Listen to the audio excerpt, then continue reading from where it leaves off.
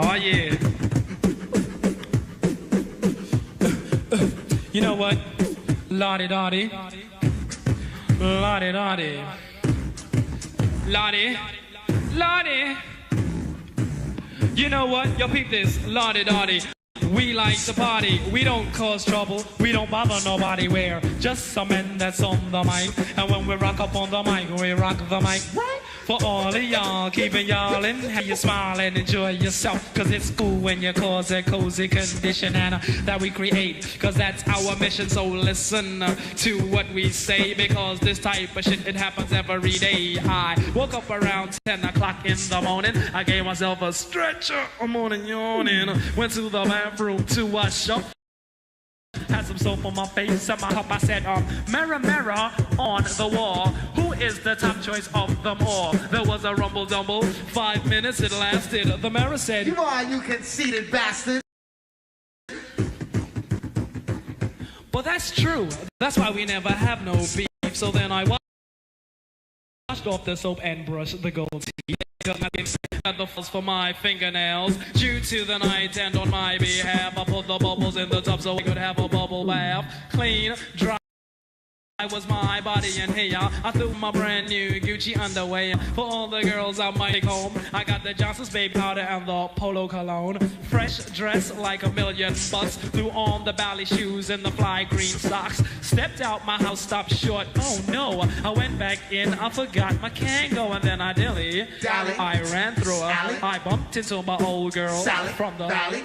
This is a girl plays hard to get, so I said, what's wrong? Cause she looked upset. She said, it's all because of you. I'm feeling sad and blue. You went away, and now my life is filled with rainy days. And I love you so, how much you'll never know. Cause you took your love away from me.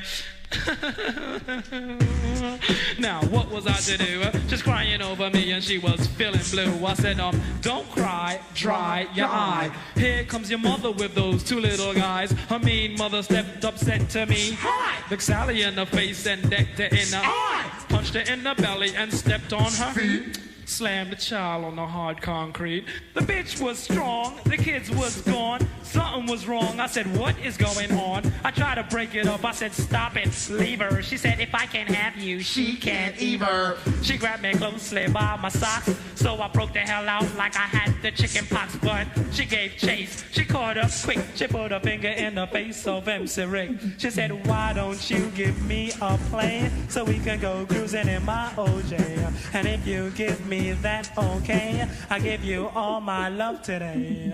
Ricky, Ricky, Ricky, can't you see? Somehow your words just hypnotize me, and I just love your jazzy ways. Oh, MC Rick, my love is here to stay. And on and on and on, she kept on. The bitch been around before my mother's born. I said, cheer up. I gave her a kiss. I said, you can't have me. I'm too young for you, miss. She says, no, you're not. Then she starts crying. I says, I'm 19. She said, Stop lying. I says, I am. Go ask my mother. And with your wrinkled pussy, I can't be your lover. To the tick-tock, you don't stop. To the tick-tick, and you don't quit. Hit it.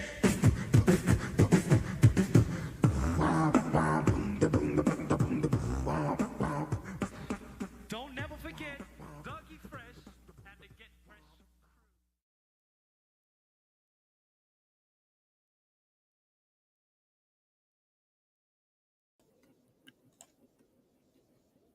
Shout out to Slick Rick and Dougie Fresh there. This is the show. I'm Harry. Tyson, how you doing? Let me talk to you. I'm doing good. Good, good. How was your week? It's a pretty good week. So, I got a funny story. Oh, you hear me? Yeah, I hear you. Okay. I got a funny story of something that happened this week. Start the show off on a light note. So, I'm at Dollar Tree buying some stuff. There's these two, like, high school girls. I would assume they're in high school. It was by a college campus, so they might have been in college and just looked young to me. But that's here nor there. But Actually, for the story, I hope so. let's just say they were in college for the story, of course, for the legal reasons. So they're shopping. I'm waiting in line, and one of the girls, she makes a joke. She's like, I actually like sugar babies. You know, the candy sugar babies. Yeah. She said, Haven't seen those in a while, but yeah. yeah, they have them at the Dollar Tree. So she's like, I like sugar babies. She's like, I also like sugar daddies. And then I looked over. I looked over at her, and then like she looked at me. So basically, she caught me looking. So it was pretty funny. And I was like, "All right, you got me." I was like, "That was a good one. You got me." And then she laughed. I was like, "Want me to buy your candy though?" And then I was like, "I'm just kidding. I'm too cheap for that." So that was it. And then, of course, she immediately runs down the aisle to her friend, and I hear him tee-heeing. It's like, well, you know, I'm that. I guess I'm that guy now. I think she was trying to get her friend. Oh, there's this guy that's willing to buy us candy. He's a big spender with the candy. He's a big fish. Yeah, I found one. Even with Sounds like my neck of the even with the dollar candy, of course. Of course. I was about to say sounds like my neck of the woods. How cheap that is. Oh, yeah. Got some low rollers. It'd been funny if I bought it and it's like, oh, wait a minute, let's put a little limit on you here. Maybe put some of those back. Being generous here, not that generous. Yeah, those better be buy one get one free. Or like the clerk is checking out, it's like, ooh, I didn't think it was gonna be that much. Let's put this back. I always have a good time with the clerks though. Like when I get a lot of stuff at the store, I'm like, oh, I hope that register can count to infinity.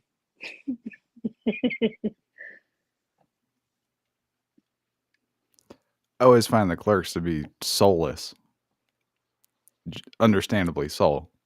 But Yeah, they hate the last thing they want to do is have someone talking to them. When they get bitched at for kitty litter being the wrong price. I get it. Yeah. Odd job out there. Like it's their fault. This coupon didn't ring up correctly. Oh man. Well, I'm sorry. When I was printing it off, I fucked up. Yeah. People with the coupons. It's like, they're just doing their job. Like they make the coupon, they scan it, and if it works, it works. If it doesn't, it doesn't. Like they have no control over the coupon. When I worked in CVS, oh, this is gonna be a tangent. They had like the little weekly newsletter with all the sales ads and shit, but it was like for a district. So some of the shit in the magazine wasn't available in each store. So people would get pissed off about that and throw a fit. And it's like, what do you want me to do? Yeah. Like I didn't create it. I can only control so much. But at that moment you're the face of whatever it is, so yeah, I get it. It's you. Well, that's enough boring shit. You want to go ahead and get in some wrestling? Let's talk some Monday Night Raw. Monday Night Raw. And we are in Bongland again. Weren't we there like 2 weeks ago or something like that? No, they're in a different part of England. Oh, okay. So the Walkers are Rhea Ripley, then Io Sky and Dakota Kai. Io's facing Ripley for the title, and Bianca is the special guest referee, who of course walked as well. Then we had Logan Paul in his entourage. And he's going to do something with AJ Styles later. I don't even know if I watched that. So Jay and Jimmy walked, and then Gunther walked as well. And I wrote he better decimate Jimmy later.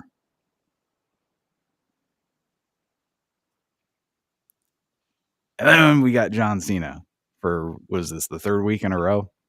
Yep. And before he says anything, Cody comes out. And I got to say, I'm kind of starting to hate Cody Rhodes. You don't like his woe. Just it's starting to grate on me, especially with the magnitude of this situation, or at least what it's supposed to be, being the main event of WrestleMania, and what's turned out to be a grudge match. Because if you, there's a good story here, they just fucked it up because Cena's Cody's mentor, and mentor betrayed the student and all that shit. So now the student has to surpass the master. But they'd rather just have Cody curse and whoa and smile, slap hands. But it was a big woe. 2 of them. Yeah. Well, Cena starts to say something, and Cody's like, no, we've heard enough from you.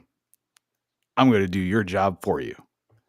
And then he does this stupid Eminem thing where he lists off all his flaws to dull the barbs Cena's going to lay down later.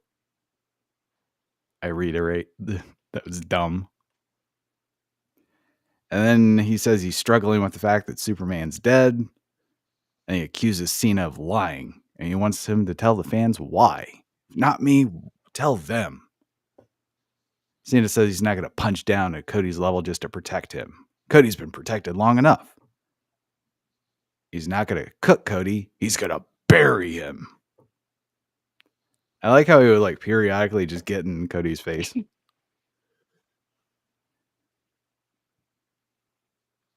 He's going to bury Cody just like he buried everybody else. And Cena points to the crowd.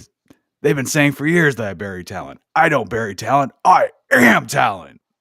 I bury mediocrity. I don't give a rat's ass about your lisp or your failures. You have manipulated your way to the top of this business, and your ego outweighs your ability. You're just riding the coattails of my success. I have been so great that the WWE can hand the heartbeat of this organization to my chauffeur. That's right, Cody. That's right, Cody Rhodes. Your champion is nothing more than my chauffeur. And he calls him a slimy pickpocket. He thinks just because he stole the blueprint, he can run the kingdom. There's your why, Cody, because you, with that, disgusts me. He's pointing to the title. You sat by my side for years and stole every secret you needed, but you're still underwhelming. He tells Cody he needed to be authentic because the crowd can see right through it. Cody didn't listen, and it showed. He's too perfect, too polished, too rehearsed. He relies on lazy gimmicks like crowd singing his name over and over just to get by. And naturally, the crowd starts singing Cody's name, and Cena laughed at Cody in just the most mocking and sinister fashion. It was great. Heel Cena is fantastic. Yep. He says Cody's just like the Pied Piper because all he's ever done is find a way to make a catchy tune, trick people into loving mediocrity. Strip away the entrance, the music. There's not much to look at but a thick pinstripe suit. But you can walk me out there in silence, bet your last dollar I will body you before your first breath. Cody does not look like me. He does not act like me, and sure as hell doesn't work like me. Yeah. And Cody, you don't look like you. You don't act like you. You don't work like you, because after all these years, you're still afraid to show who you really are. He calls Cena a generic mix of every superstar Cody's ever loved or TV show he's ever watched, and some big confused blob. It makes him look like a 16-year-old taking acting lessons and still being afraid of public speaking. And the one thing that Cody has shown him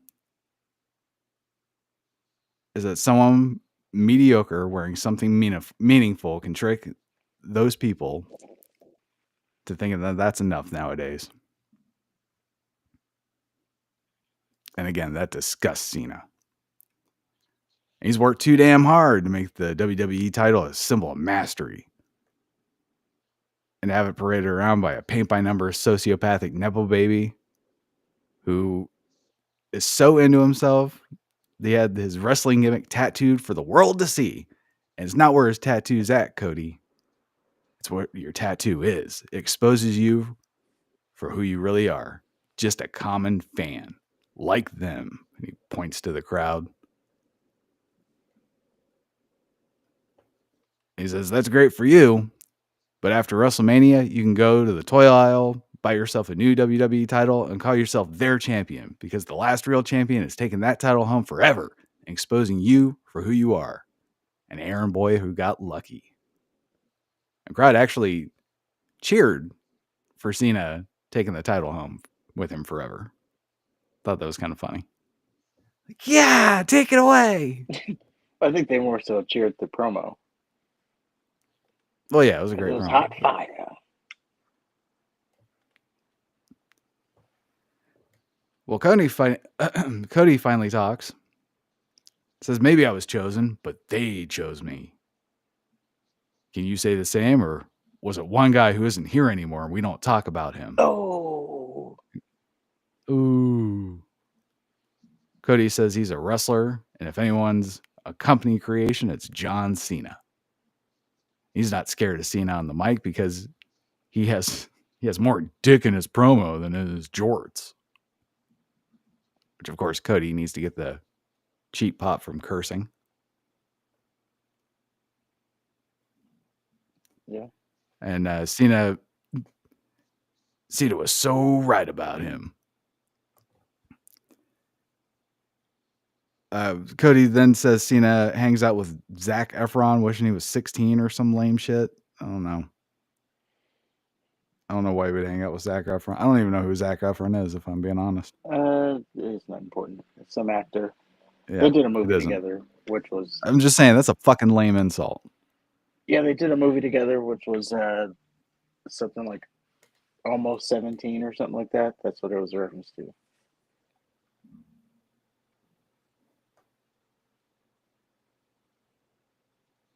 And then he says the only thing Cena created was a lot of disenfranchised fans who made it easy for Cody to go elsewhere.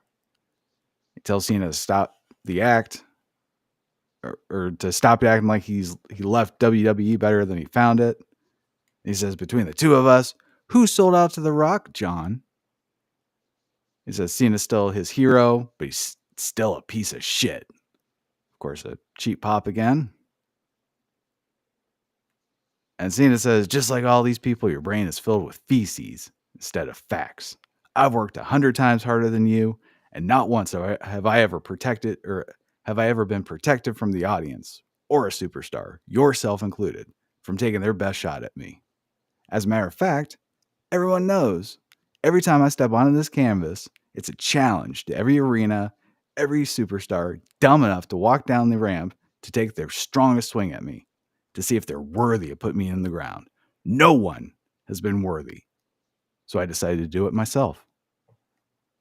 And that's why I never left. I've always been here. No matter how high the hill is to climb or the garbage they gave me, I always find a way to make it great.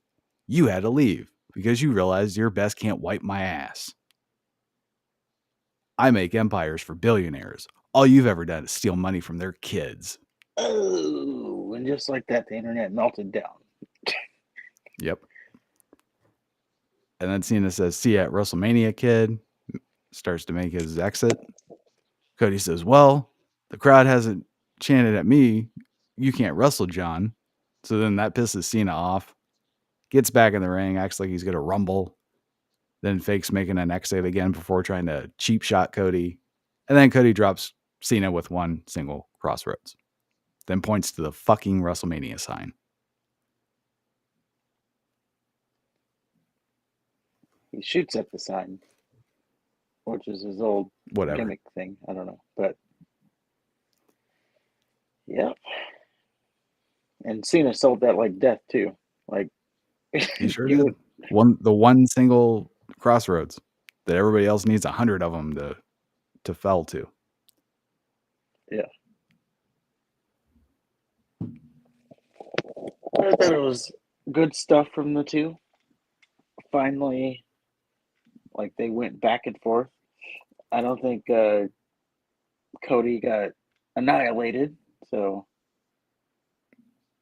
Seriously? yeah, I don't think he did. I mean, you know, when John Cena annihilates someone, they don't really come back from it. So Cody, he was able to come back. You know, John called him a nepo baby and all the stuff. Got his neck tattooed like a fan, Mm. and Cody was able to. Yeah, he destroyed Cody. Yeah, Cody was able to come back. He didn't like, you know. What did he say? Oh, a billionaire we don't talk about like you or is the one that liked you in the first place? That's like the strongest line he had, and it was weak. CM Punk already used that. Yeah, but he did go toe for toe. He didn't go toe for toe. He stood in the ring with John Cena while John Cena dressed him down and exposed him. Well, I guess what I'm going for is like, so when John Cena was going when he went up against Austin Theory, and you know he told him like they don't care about you because they don't believe you. It was like if you win or if you lose, it doesn't matter because you're still going to be irrelevant. And then Theory, the promo was pretty much done after that. Theory, I don't even think they said words after that. So yeah, it shook him, and then he wasn't able to come back. So maybe I'm not saying like the strength of the comeback. I'm just saying the fact that he came back. Excuse me. I don't know when he said that take away your entrance and your music. You're nothing. You're underwhelming. It's true. It is, but Like Cena had nothing but facts. Cody had to rely on some curse words, and he had to rely on the Vince McMahon pop. Like he had to rely, just like Cena said, he had to rely on cheap shit to get by. Perfect promo by Cena.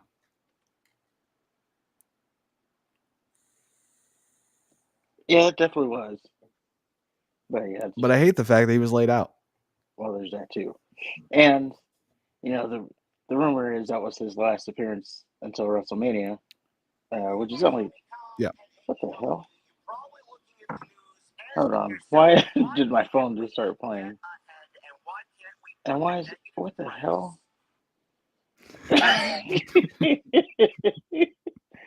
What the hell? My phone just started playing JD from New York. I don't even have YouTube open. Of all the things to play. I know. My phone wasn't even open, nor was YouTube. I don't know. That's weird. That gave him a view. I just gotta give one to us. Yeah. But I don't even remember what I was talking about. Oh, it was a good promo. But yeah. Oh, this was supposed to be like the last appearance from John Cena before WrestleMania, so Mm-hmm. hopefully there's more to it. Maybe John Cena gets something back. But we shall see. Yeah, John Cena got dropped with one crossroads. Why do I want to watch the match now? Like, there's no odds stacked against Cody. Cody got dropped at Elimination Chamber and bloodied. Since then, he's done nothing but say he's going to run right through John Cena. I'm not afraid of you. You're a bitch. And then he drops him with one crossroads. Yep. One single crossroads. And this is the motherfucker that they've been saying that for like the last 2 years is the greatest of all time.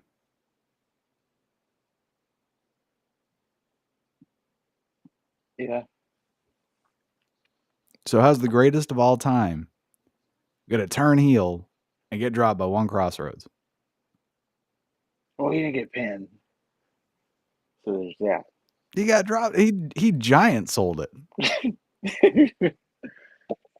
don't think anybody sells like the Giant, who might still be laying on the ground. I don't know. Just had an issue with that. Fair enough, but yeah, we'll see if there's more to it than what we saw last. But on the other hand, there is only like 2 weeks left till WrestleMania, so yeah, we will see. If that's the last we see of like that, then I don't want to see the match now. yeah, it'll be a bit cold.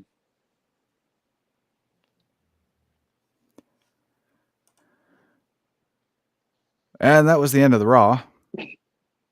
Moving on, we have I guess there was more Raw. They tried to hype up the fucking girls match after Cena getting dropped. I was too pissed to give a shit. So whatever. Then the New Day came out to their AIDS infested theme to created by Def Rebel. They cut a promo during the commercial break, basically talked about how awesome they are. Thank God for the New Day. And then they beat Pete Dunne and Tyler Bate, who are just a team again.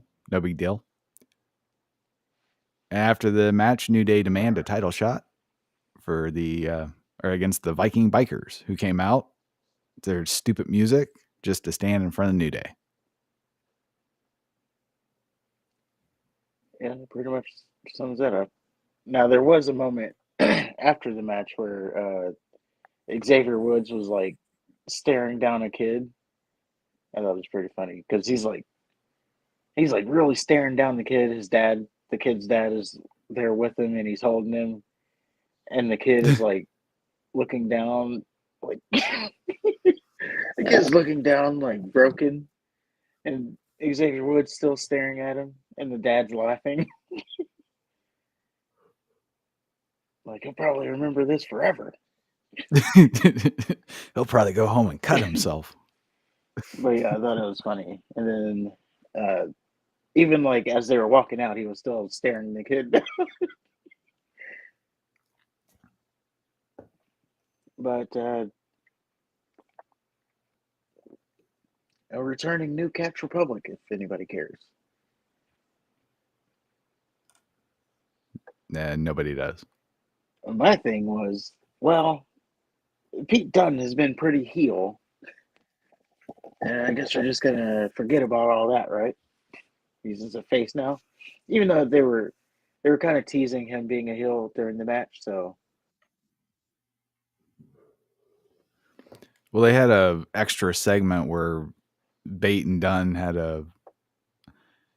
Bate was in the most wooden, unemotional way possible. He was talking about how great it was to be back. And then Dunn got pissed off at Bate for being too excited, even though he wasn't excited at all. Because they lost. And then Bate said, well, at least they got your name right. And Dunn's like, oh, fair enough. Stupid. I hate them all. well, yeah, at least they did do that. So I don't know if he's a heel or not, I guess is my reason for even bringing that up. All right. We'll see. So we get Jimmy and Jay backstage. Jay wants to be in Jimmy's corner against Gunther. Jimmy says no. Gunther is just a man. Jimmy's got to beat him tonight, and Jay's got to beat him at WrestleMania. And Jay tells Jimmy to be careful. And I wrote, Gunther better turn Jimmy into a hate crime.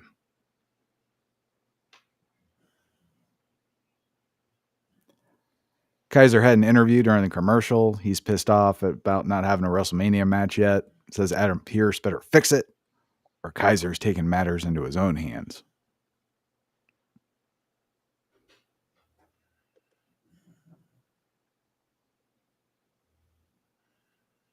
Then we get Jimmy Uso versus Gunther. Oh, God. So this is a statement match for Gunther, who vowed to do to Jimmy what he's going to do to Jay at WrestleMania. So what do? They have a competitive match. No big deal. Then Gunther won with a sleeper hold. Like when Gunther... I did like when Gunther was laughing at Jimmy when Jimmy was hitting him during the match, but it's too competitive. But after the match, they put up Jay's graphic when Gunther's music played because Triple H is a fucking genius. And then Gunther starts choking out Jimmy again. Jay came out, chases Gunther away. Then Jimmy and Jay, it cuts to commercial. And after the commercial break, Jimmy and Jay are walking to the back. And Gunther comes out and attacks the Usos. He zip ties Jay to the ropes and then starts beating the shit out of Jimmy, which I don't know why they couldn't find a way to do this within the context of the fucking match that they just had. But I don't know. And then Gunther, beats the shit out of Jimmy, just out of arm's reach of Jay. Jimmy gets busted open and Gunther bathes and drinks in his blood. He gets him to where Jay can touch him, but he can't really pull him out to safety. And Gunther just chokes him out right in front of Jay.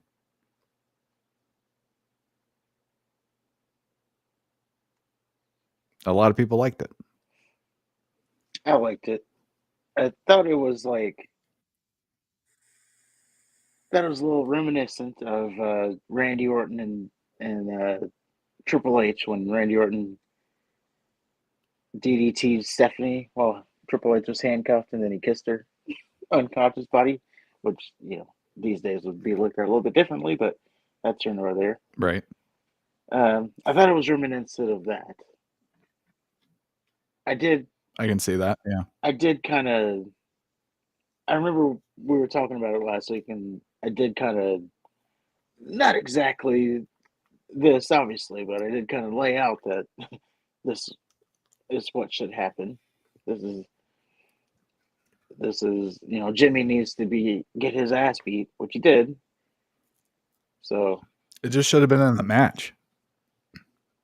Yeah, I can see that. All this showed is that Gunther can attack you from behind.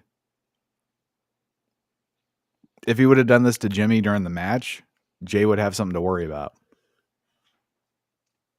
Well, I think it took the feud to a personal level, which they needed. And, it was already personal, though. Well, it took it more personal. Okay. Now, well, before we get into that, now Jay's just pissed off when he beats Gunther. Well, before we get into what happens next, we talk about what happens here or what happened here. I do like the beatdown. I started laughing during the beatdown because that's what I was calling for. When Jay got tied up and he was like, he's swatting at Gunther, and then he just looks at him and was like, I'm going to beat your ass. I like that part. And then the best part, I think, of it all was when Gunther had Jimmy just out of arm's reach from Jay, and he's choking him out. He's like, come on, Jimmy. I'm sorry. He's like, come on, Jay. You got to help your brother. Don't be a pussy. Come on. And he's like, you big pussy. You got to let your brother out and get choked out. So, yeah, I like those calling that while he was tied up. So, I would say yes. And another... Maybe my bar is low, but it's like, I wanted something other than pull-apart brawls, and they gave us something other than pull-apart brawls. So, again, maybe the bar is low, but that's fair. That's all I wanted. Now, next week, I think they should take it a little bit further. Because I said that this might happen, and coincidentally it did. Maybe it's coincidence, or maybe I gave him an idea, so we can give him a little bit more idea. So next week, I think Jay should, get to the arena. No yeeting. Just come out. He's pissed off. It's in the ring. I want Gunther. Like, I need this. I'm not leaving the ring until Gunther comes out. Security or Adam Pearce, I can't ruin my WrestleMania main event. So, we need to hold this off to WrestleMania. Jay is refusing. You may even have a match, and Jay, an anticipated match like Austin Theory versus Tozawa, and Jay comes back from commercial, takes them both out. He's still, I'm not leaving the ring. So Pierce, he throws out, or he sends out security. The security goes out. Jay takes out all the security. So now we got to bring in heavier security, like actual police. They handcuff Jay. You know where I'm going with it now. They handcuff Jay. We still haven't seen Gunther yet, and as soon as he gets handcuffed, Gunther's music hits, and Jay is handcuffed. Out comes Gunther, and he beats the shit out of him handcuffed. Yes, that is stealing from the Roman Reigns Brock Lesnar thing that we just did on our retro review coming up. I don't know when it's going to come out yet, but I think you take a page out of that book and do that. And then I don't know. I just want to see Gunther be an insurmountable obstacle. And again, all this did was show that Gunther can attack him from behind and bloody his brother after he's already been weakened. If he would have done it during the match, then oh shit, I don't know if I can beat this man. Not only did he just see his brother get bloodied and destroyed, what if it happens to me? He's already beaten me 3 times. Yeah. But now Jay's just going to beat Gunther. Well, they got to build it a little bit more. But that's on them. I just laid out an idea for them right there. All right. And then if it happens, probably just another coincidence, obviously. Well, we had the Judgment Day backstage after that. Finn and Dominic are hugging and kissing again, which is good because they're going to lose to Braun Breaker and Penta later. And Finn throws shade at No Definition Rodriguez for losing last week's title match and says he'll bring the IC title to the Judgment Day. And Liv and No Def hang back to talk about some other girls. Bailey and Myra, for some reason. All right. Then we had Penta and Breaker versus the Judgment Day. Breaker and Penta had to agree to an alliance before the match, and Penta gave Breaker the loosest, most effeminate handshake. It was very high, too. It's very awkward. And then Judgment Day, what's that? Oh, I was just laughing because I actually pointed that out to the roommate. I was like, man, that's the limpest handshake I've ever seen. Yes. He just what is it? If I was Breaker, I wouldn't have accepted that. What are you doing? Shake my hand like a man.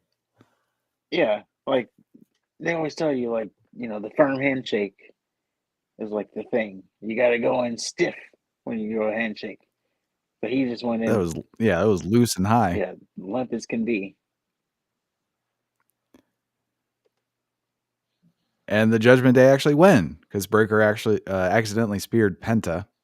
Penta ate the pin, not Breaker. So we know who the darling is. Yeah, he's a champion. So, and this is Penta's first loss, albeit a tag team match, but he has been pinned.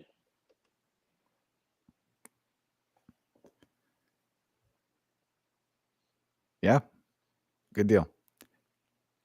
We got Chad Gable and Adam Pearce backstage. Gable is glazing El Grande Americano. Says he wouldn't mind getting in the ring with him someday.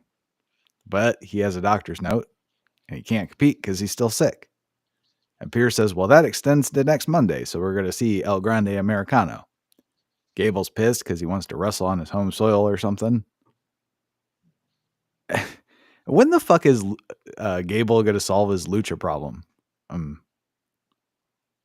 They kind of seem to abandon that. Well, he is solving it. Well, El Grande Americano is solving it. But Gable's not. Because he's sick. Gable's contesting that they're two different people. And they're doing their own thing. Yeah, because he's sick. So why is Gable not addressing his lucha problem? Well, he's sick. He'll address it when he's not sick anymore. You promise? Yeah. Okay. Otis's stupid team interrupted, and I skipped it. No, thank you. You didn't miss much. Gable just called him pathetic, like he always does. And then Maxine Dupree started saying something about the tag team division. It was Nightmare Fuel, of course. Okay. Karrion Kross is interviewed during commercial. He asked why he's asked why he gives a shit about Logan Paul and AJ Styles, which is a good question. Wasn't he going after Sami Zayn? Whatever happened to that? Sammy's hurt. Or storyline wise, Sammy's hurt. Okay. Well, Kross says Styles is his favorite bad guy. Underneath the facade of being happy, there's a very ruthless person. And he wants to know when AJ sees Logan tonight, which version we're going to get. The devil Kross knows or the devil you don't. Whatever the fuck that means. Then we had AJ Styles and Logan Paul. Styles tells Paul he forgives him for being a douchebag. That was enough for me. AJ ended up getting dropped. Good thing Kross gassed him up to begin with. It was the old, hey, let's fight right now. And Logan Paul's like, I don't fight for free. If you want to fight, we'll fight at WrestleMania. And Paul took a swing. AJ ducked it, and then Paul still got the better of him. So they have a WrestleMania match coming up. Yay.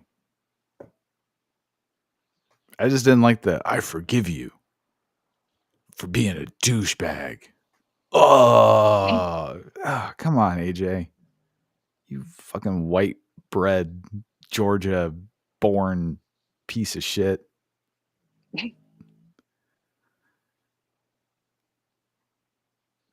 Then we get a stupid girls match. Ripley and Io beat up Belair to the point where she called the match off.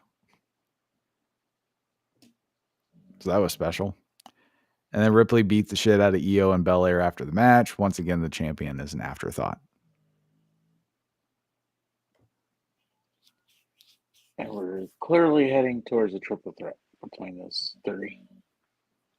It was a triple threat the second Ripley lost to Io. Yeah. Maybe even before then, but maybe when the match was made, it was like, this is where we're going. But it hasn't been made official, so. I mean, they only got 2 weeks. So aside from Cena, that was a shit of a Raw. A shitter of a Raw, I should say. I thought it was pretty good. The Cena Cody segment, the Gunther segment, I mean, if you like wrestling, the main event perhaps, but you know, I'm not that big of a wrestling guy. Well, if you like wrestling, you wouldn't be watching a girls' match. Well, I watch it with the volume off. And I'm not afraid to admit it. Which we'll be talking about later. That's going to tie in later. Okay.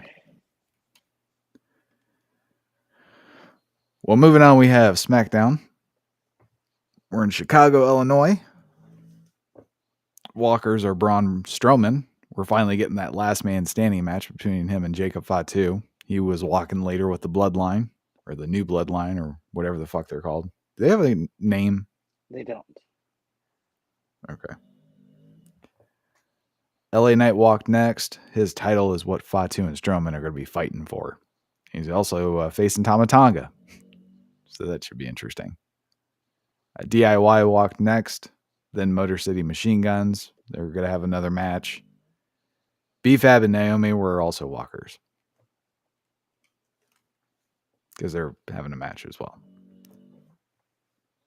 Then they recapped the ending of SmackDown before Punk came out. And then Punk says Chicago crowd's better than the international crowd. And it was nice that the Chicago crowd didn't do the sing-song shit. CM Punk, CM Punk, CM Punk, CM Punk. Yeah. No, they're Americans. They did stuff like, you deserve it. It's really interesting. Like 3 or 4 countries in the unoriginal fucks in Europe just act like drones with that stupid song. Anyway. Apparently. So he talks about main event and Russell. Oh. I'm I sorry. was just saying, I've come to learn that that's actually a soccer chant. That's why they all do it. Not the name per se, but the chant that they do is like a soccer thing. Yeah. Soccer's for girls. Come at me. I'm sure their paychecks are for girls too. Probably. So then he talks about main eventing WrestleMania, night 1, and then does the thank yous, says he's kicking Roman and Rollins' ass, and Paul Heyman comes out, says Punk deserves to be here, talks about begging Punk to take Heyman with him before Solo put him through a table, and then Punk saving the family at War Games, and then his war with Drew McIntyre. And Heyman thanks Punk but asks him for just one more favor. He wants to know what his favor is going to be right now.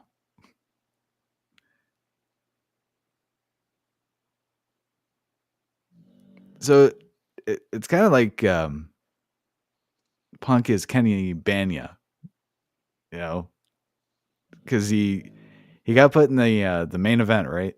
Mm-hmm. And they're all like, "Oh, well, that's the favor," and Punk's like, "No, that's not the favor. I'm going to save my favor."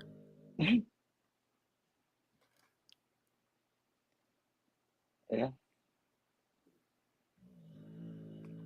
But that was our cliffhanger for SmackDown. What's the favor? Yeah. So Heyman also reveals that Roman's not there yet. Punk says, well, let me know when he gets here and I will talk about the favor then. So 20-minute talking segment just to set up more talking in the future. Yep. Later, Heyman's waiting for Roman, tells Punk into the camera that whatever he wants, no matter what it is, the answer is yes. He's on record. And then Rollins arrives and says he's going to listen to the favor as well. Great. Rey Fenix made his debut. They just copied and pasted Penta's entrance, which they tried to make sense of it because they did lean on the brother shit, but it's different shows. They could be more creative. That's all I'm saying. Then Rey had a competitive match with a nobody from NXT. Rey was interviewed after the match, just like Penta. Cuts a better promo, though. And then we find out the evil Mexicans were watching the match. One of the ones that isn't Escobar said he was better than Phoenix. Escobar said he's going to set up the match with Aldis.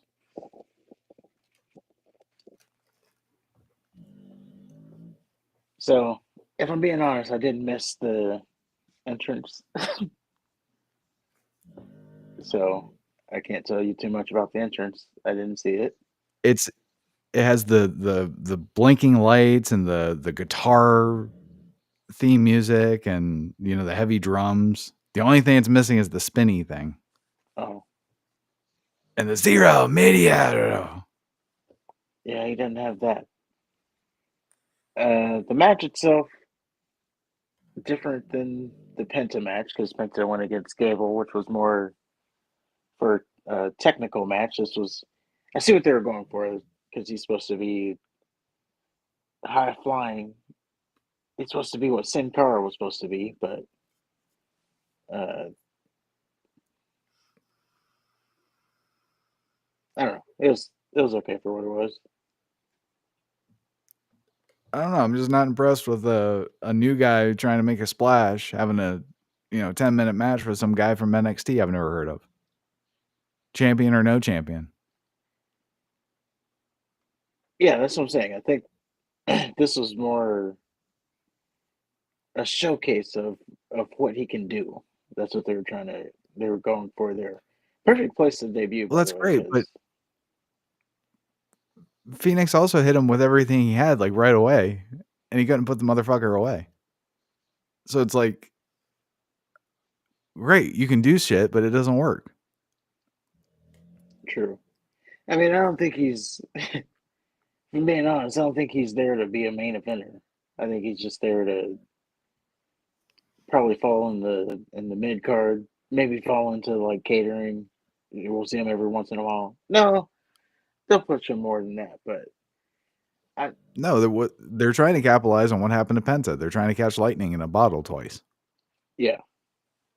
But I don't think he's there to be like, we ain't gonna be seeing him versus Roman Reigns anytime soon. We'll see. I mean, we didn't really think Penta was. I mean, I didn't think Penta was going to be as big as he is. Now they're talking about him wrestling Braun Breaker and shit. Yeah. Yeah, they completely got taken by surprise there, I'm sure. So they're trying to do the same thing with Phoenix. We'll see if it works. Phoenix cuts a better promo, Yeah. or a better sounding one at least. Yeah, so But I'm not impressed with the debut. that's fair.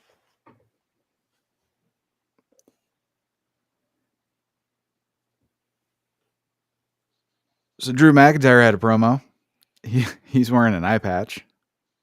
Says it's not enough for Damian Priest to feed off his scraps and cost him opportunities. He had to hide in the shadows like a vulture instead of face him like a man.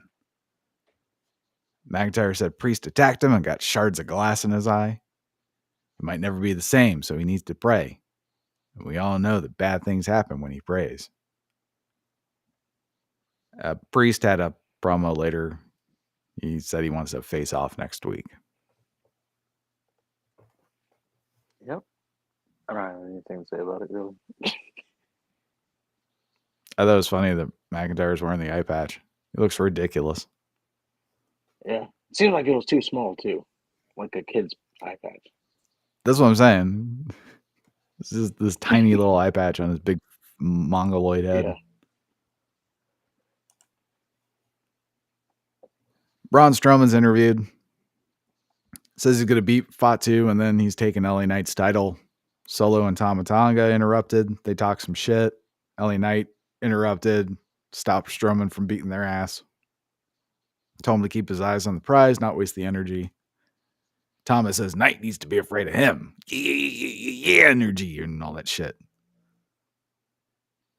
And then Knight beat Tama Tonga in a nothing match.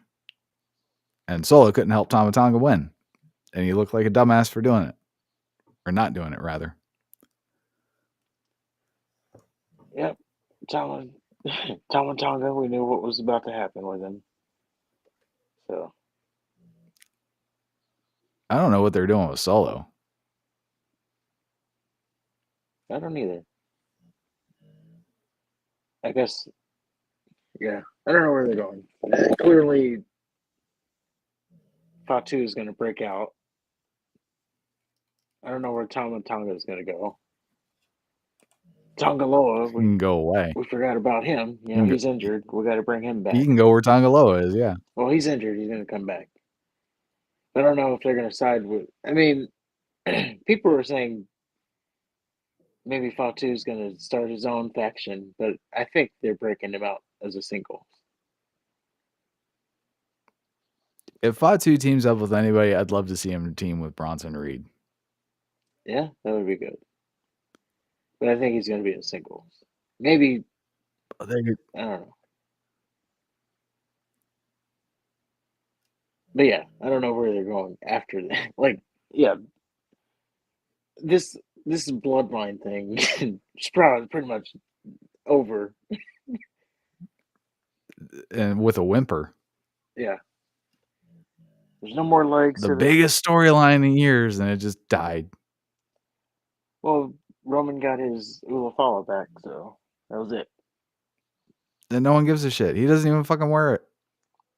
Yeah, that's what I noticed. They didn't even bring it out, so it really means the storyline's over.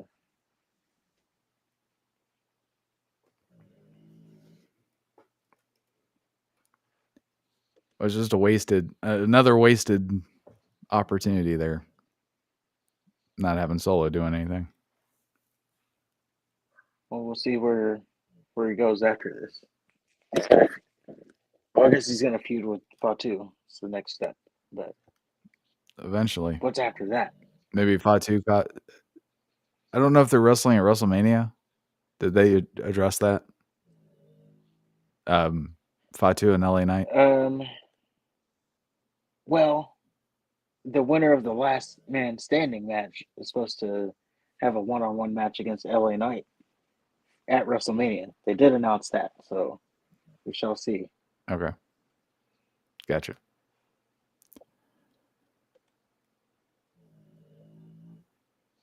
Where Charlotte and Tiffany had a face-off. It was another like shitting on each other interaction between the two. This is stupid. What was it? So Tiffany ended it by saying she was 0-3 in marriages, and then Charlotte said Kaiser was in her DMs or whatever. It's like, oh, so you want to be 0-4? yeah, Whatever. as the reports say, this was off script. So I guess to set up the whole promo for those who didn't watch it or want the reaction to it, because I know it was a bit of a hot topic. Charlotte Flair, since they're in Chicago, they're live. The Chicago crowd didn't let Charlotte Flair get a word in at all. Like every time she started, Good. How does she feel? yeah, every time she started talking, they would boo her out the building, like the Dom treatment. So much to the fact where Charlotte's like, she's like, "What do you want me to say?" She's saying this to Chicago. "What do you want me to say?" And they just keep booing her, keep booing her. So finally, she gives up and it's like, you know what? Just Tiffany, just go ahead and say whatever you got to say, whatever.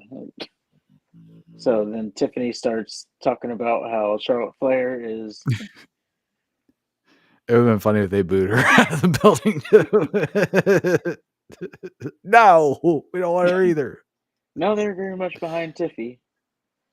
Yeah, So cool. I guess at this point is where it went off script. So Tiffany Stratton, she started talking about, Charlotte Flair. At the age of 25, what were you doing? You were trying to be a volleyball star, drinking in your daddy's basement, while I'm walking into WrestleMania as champion. And then she said, no matter what you do, you're going to be second to Ric Flair. And you're a Nepo baby. Charlotte Flair chimes in, Nepo Queen, I'm the number one Nepo baby, which is another, like, that could be a conversation in itself if she's the number one. I don't even think she's the number one on SmackDown because, Randy Orton is there. Well, we also we're in the era of Shane McMahon in our retro. Oh, yeah. Him too. Forgot about him. I guess we can all agree that it's probably not Ted DiBiase Jr. Poor guy. or Curtis Axel. Or Curtis Axel or Jimmy Snuka's kid. What was his name? Sim Snuka? Oh They shit! didn't even bring him I in. forgot he had a kid. They brought him in. Although that was a kind of an underrated tag team, the Deuce and Domino. But they didn't even bring him in as a Samoan. They brought him in as like a 50s white guy.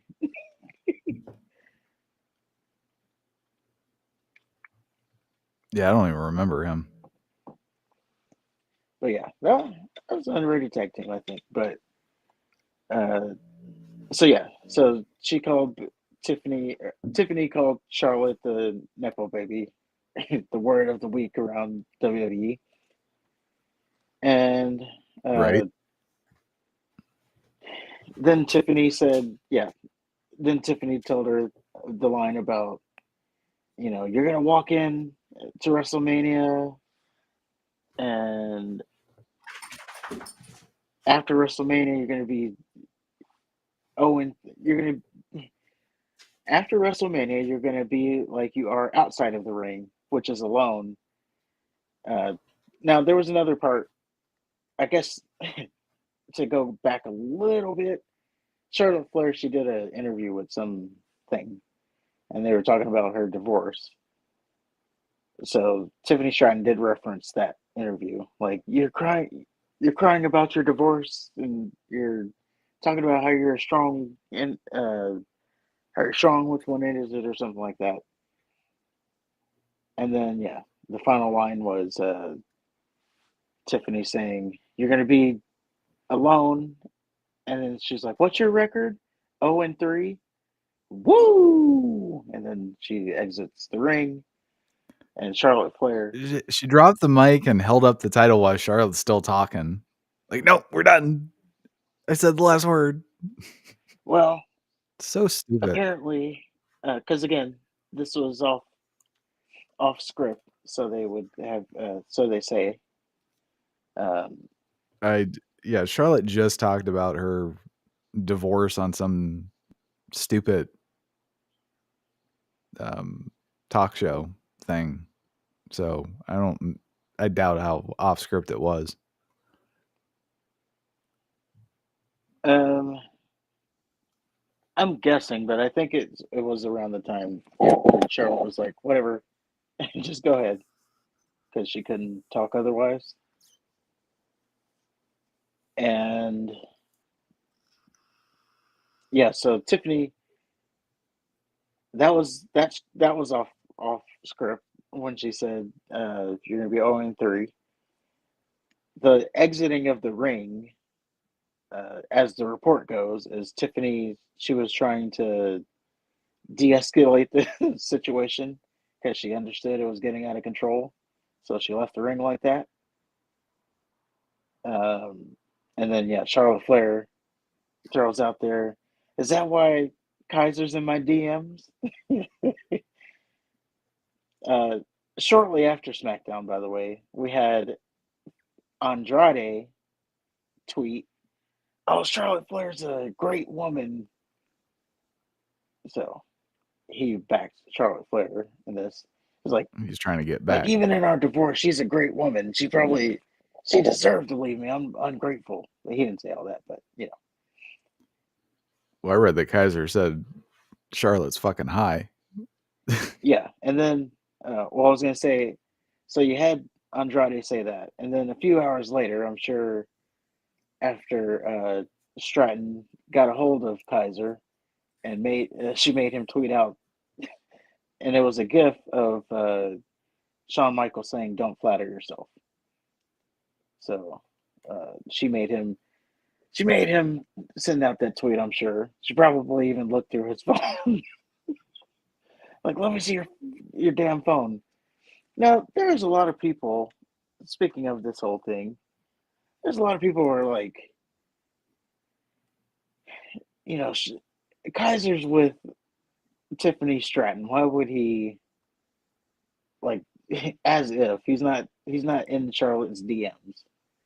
Like this was clearly a lie. By the way, women don't think about it that way. Like it doesn't matter. It doesn't matter. Like if a woman thinks you're cheating on her, like doesn't matter what the out of the league thing is. Like if she thinks it, she thinks it. Like, but yeah, there are people like, oh, why did Charlotte Flair? Like, yeah, right. And all I say to that is Jay-Z cheated on Beyonce. So, and I don't even know who he cheated with, but he cheated on Beyonce. that's the punchline there. Did he cheat on Beyonce with a fish? Because that's kind of what it would be. I'm saying I don't even know what the other person looked like, but I can tell you she didn't look like Beyonce. So I can tell you she probably wasn't ugly. actually, he's the one that is the fish with those dreads. With everything. Yeah. He's not an attractive man. Yeah, like he clearly punched up with Beyonce, and then to cheat on her, like, yeah. I just thought it was funny how, like, because she got with him.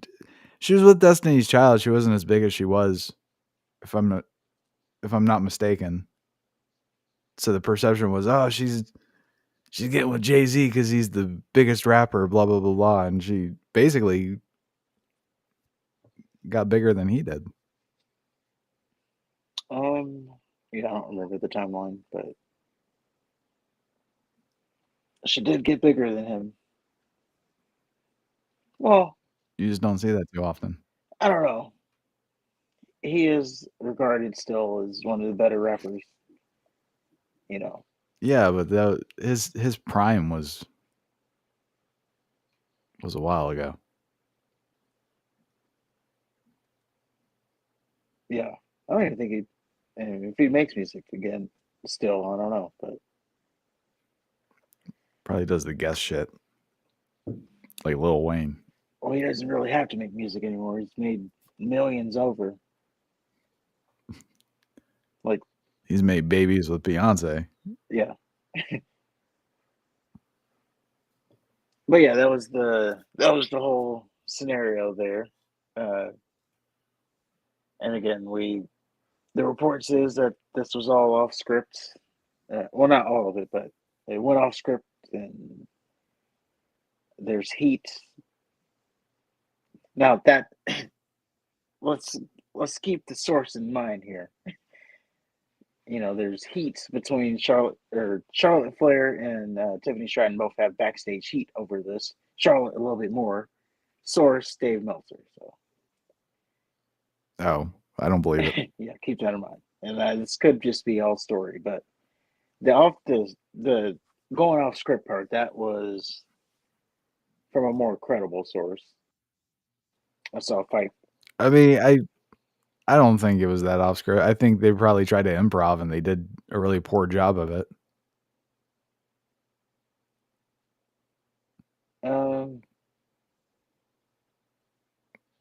I could see the off script part, like you said, when she got booed over, when the crowd booed over her, they had to kind of improvise and go off script there. But I mean, I'd be very surprised if they weren't at least kind of aware, at least Stratton and Charlotte, of what they were going to say. Yeah, I'm sure they did have some kind of. They're trying to make it sound like it's a shoot promo, and it wasn't. I'm saying the second half of it was, or at least that's what they would tell us. Well, if you think about it, why? Yes, Charlotte did the interview, but she hasn't talked about her divorce. She hasn't even. I don't even think we've even acknowledged on television that her and Andrade. Because she just did the interview, like, or it just released yesterday or something like that. Thursday or Friday morning. So I mean, it was recent. That's why it was brought up. Yeah, that part was brought up.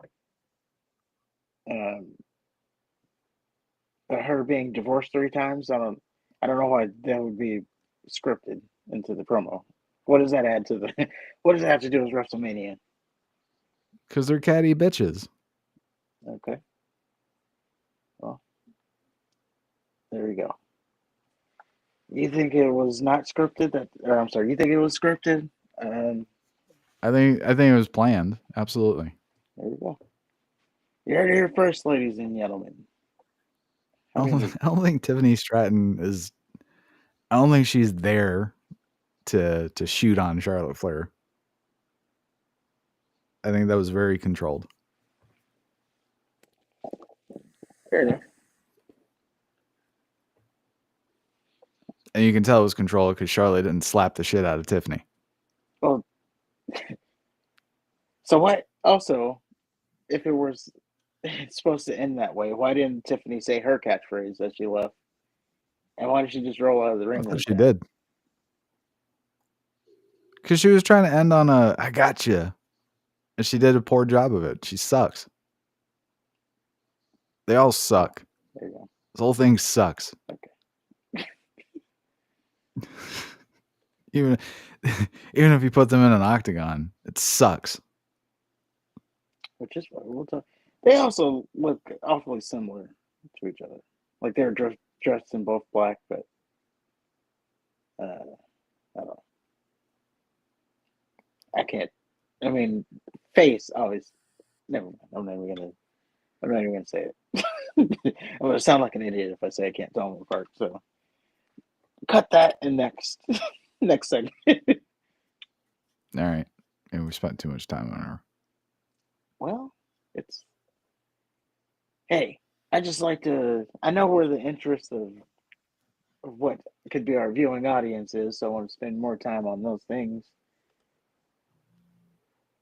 By the way, Well, and all this. I'm gonna just throw it in there real quick. By the way, if you're enjoying the stream, hit the like button, hit the subscribe button if you haven't already, and there you go.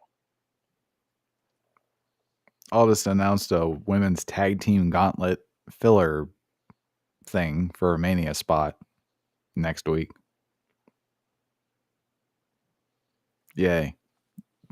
Oh, it's for Raw and SmackDown because they don't have enough teams. Yep. See, we make it up in these next couple segments.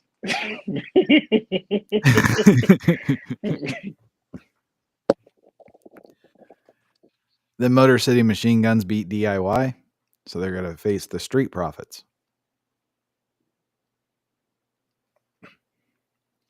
Then Miz and Pretty Gay talk shit backstage.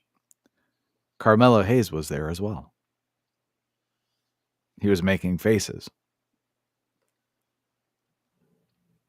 And that kind of ties into a story we're going to talk about later, too.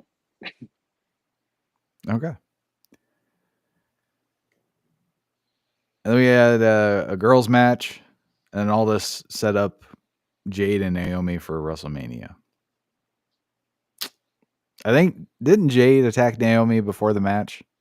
And Naomi still won? Yes. It was against B-Fab. Okay. Shut up, B-Fab. Go away now. How you going to lose a match when the person you're facing got beat up? Not only that, it was kind of a squash match. Like, B-Fab did get some offense because, yeah, Naomi just gotten beat up, but from that point on, it was like when Naomi recovered, it was pretty much over after that. So, all right. We had Kevin Owens. Aldis gives an ominous warning before he comes out. And Owens says he's been dealing with an injury for the last 4 months. They couldn't figure out what it was, but now he needs neck surgery. He doesn't know when or if he'll even be back. He says, sorry guys, it sucks. I won't be in the ring with Randy. And then Randy Orton comes out. He has a look with Owens, and then Owens just leaves. I was expecting Randy to punt Owens in his injured neck. That didn't happen. But instead, Aldis tells Orton he doesn't have a WrestleMania match anymore. So Aldis gets RKO'd. So now I wonder if we're going to shoehorn Aldis and Orton. which was my prediction last year. What ended up falling through, that they're going to do Aldis and Orton. Yes. I don't know where they're going with it. Maybe I saw a lot of people online talk about how maybe this could be WrestleMania 38 Seth Rollins. So basically, Orton's like, I'm I'm opening up basically an open challenge, and then we get Aleister Black re-debuting and being Orton's opponent. Yeah, I mean, outside of that, I don't, everybody who was going to be on the card is pretty much on the card now. So Right. does kind of suck Just for Orton, and it kind of sucks for Kevin Owens. it absolutely sucks for Kevin Owens. Yeah, He's kind of been one of those old reliable type wrestlers that you just expect to always be there. Kind of take for granted. yeah.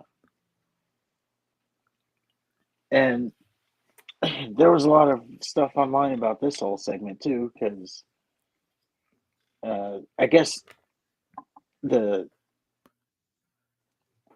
at-home crowd was disappointed in the live crowd that they didn't react.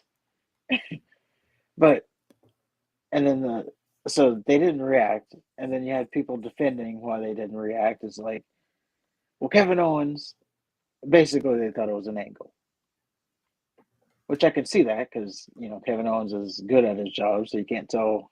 He keeps kayfabe or whatever they say.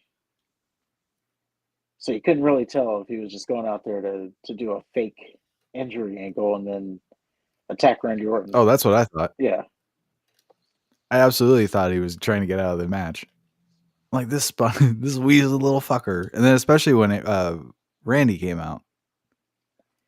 Yeah, I thought so too. But then when they didn't get physical, I'm like, okay, maybe it's serious. Yeah, Kevin just left. But I was hoping, because I did see the news kind of broke on this like a day. The day before. So maybe they had to work it in. I don't know. It was just, I thought it was bullshit. Because I'm like, because they've done the thing where wasn't somebody not supposed to have signed?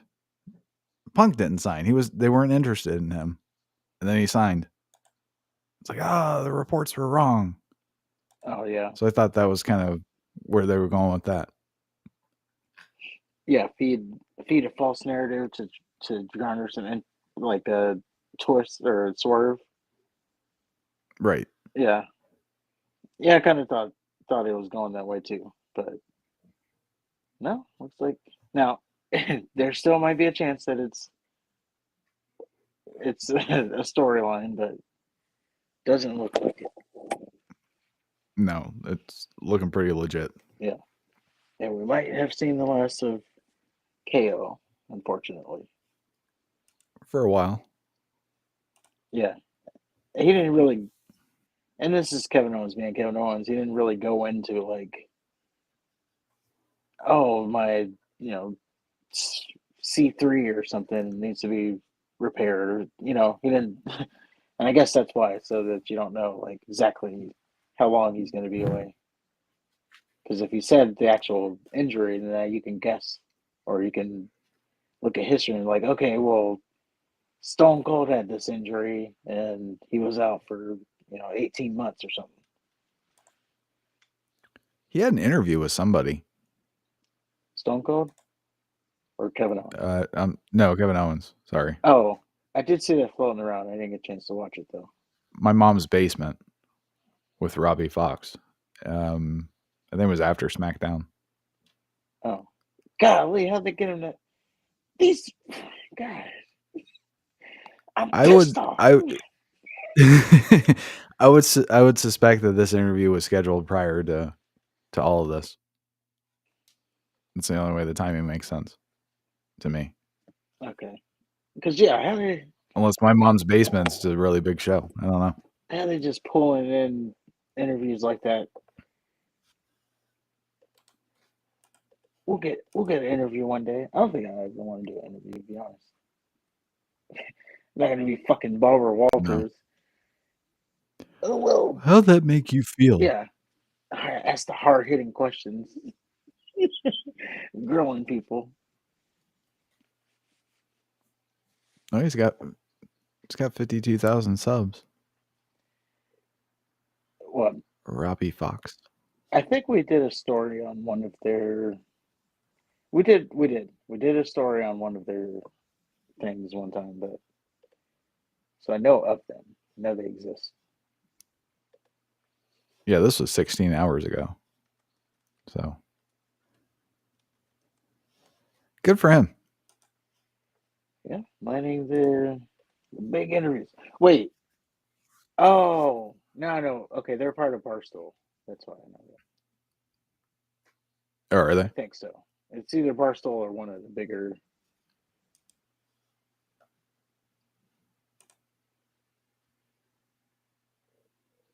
Okay. Yeah, Barstool. They're part of Barstool. Barstool. That's how they line stuff like that. Okay, I can feel a little bit better about myself.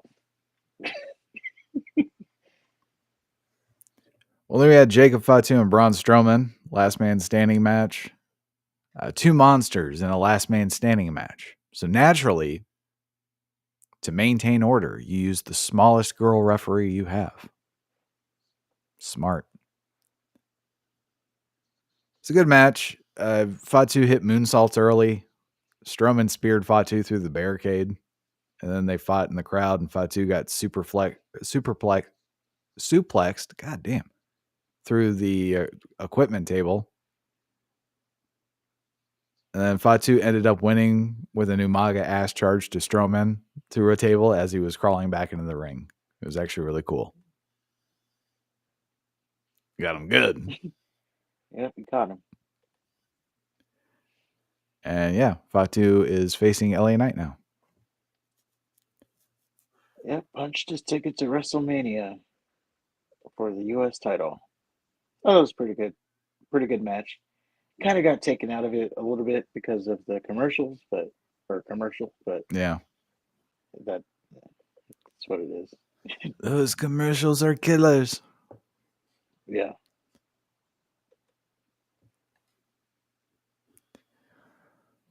Well, then Roman arrives and he walks right past Heyman without saying a word, heads to the ring. And he wants to know if Punk's still talking about the damn favor. Says Punk would be here and he wouldn't be here and he wouldn't be in the main event night one if it wasn't for him. And then Roman wants Punk to come out, get the favor over with. And of course, Rollins fucking comes out instead. Now keep in mind, Punk talked for a long ass time prior to all of this. So Rollins comes out, does his full entrance, does his shit.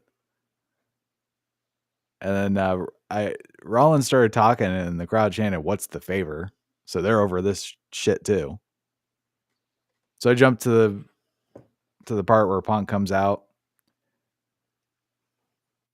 And then Punk reveals that his fucking favor that we've been building up for months for isn't a title shot. It's not power. It's not even Liv Morgan in a whipped cream bikini. He wants Heyman to be in his corner at WrestleMania. Well, Roman says, well, that's not going to happen. Heyman loves me, and he'll just tell you no. So go ahead and let him down easy, Paul. Then Heyman starts crying. Roman says, well, you better wipe them off and tell him no. Heyman says he can't do that. Roman gets pissed at Heyman. Punk hits Roman with a GTS and just stares at Rollins.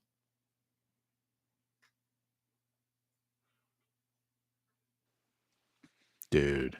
I don't know what exactly that's supposed to mean in the bigger picture. Because yes, is this like a only for WrestleMania thing, or is this because he said be in my corner for WrestleMania, so like where do we go after that? Does he just go back to Roman, or so there's some interest there. My question is, why does Roman give a shit? He's standing outside the ring. It's not like Heyman's gonna be a real factor. Heyman is just gonna stand in Punk's corner. It's not like he's gonna cheer against Roman. If anything, he's going to cheer against Rollins. So who gives a shit? How does this affect Roman? How does Roman wrestle any differently if Heyman is in Punk's corner? Well, what they would have you believe is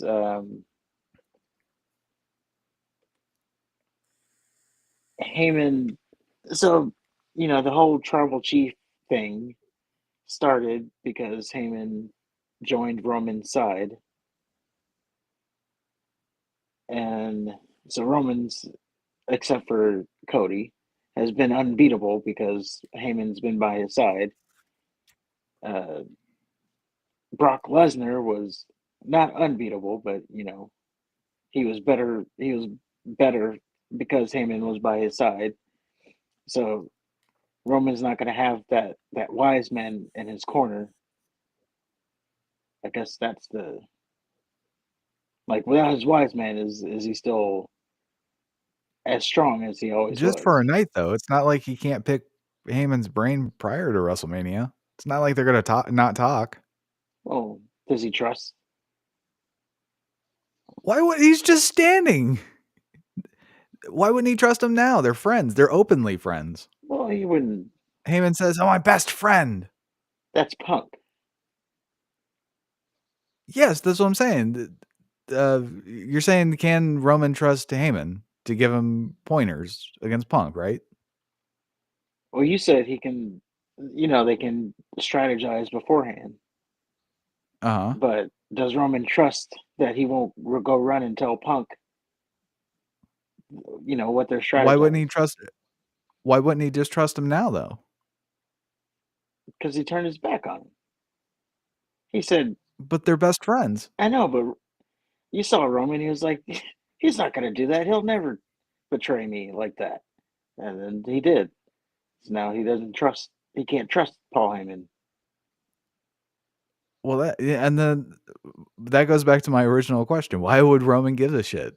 Roman should have said, fine. I don't care. Oh, well, that's what I initially said, because the whole empire of the tribal chief was built around having the wise man there. Yeah, but again, it's just one night. It's not like if Punk kept Heyman, maybe. But all he wants is for Heyman to stand in his corner for one singular night, which happens to be WrestleMania. Roman can still talk to and strategize with Heyman, whatever. And I don't see where there would be a distrust issue, because Heyman is already openly CM Punk's best friend. They've been saying that for weeks.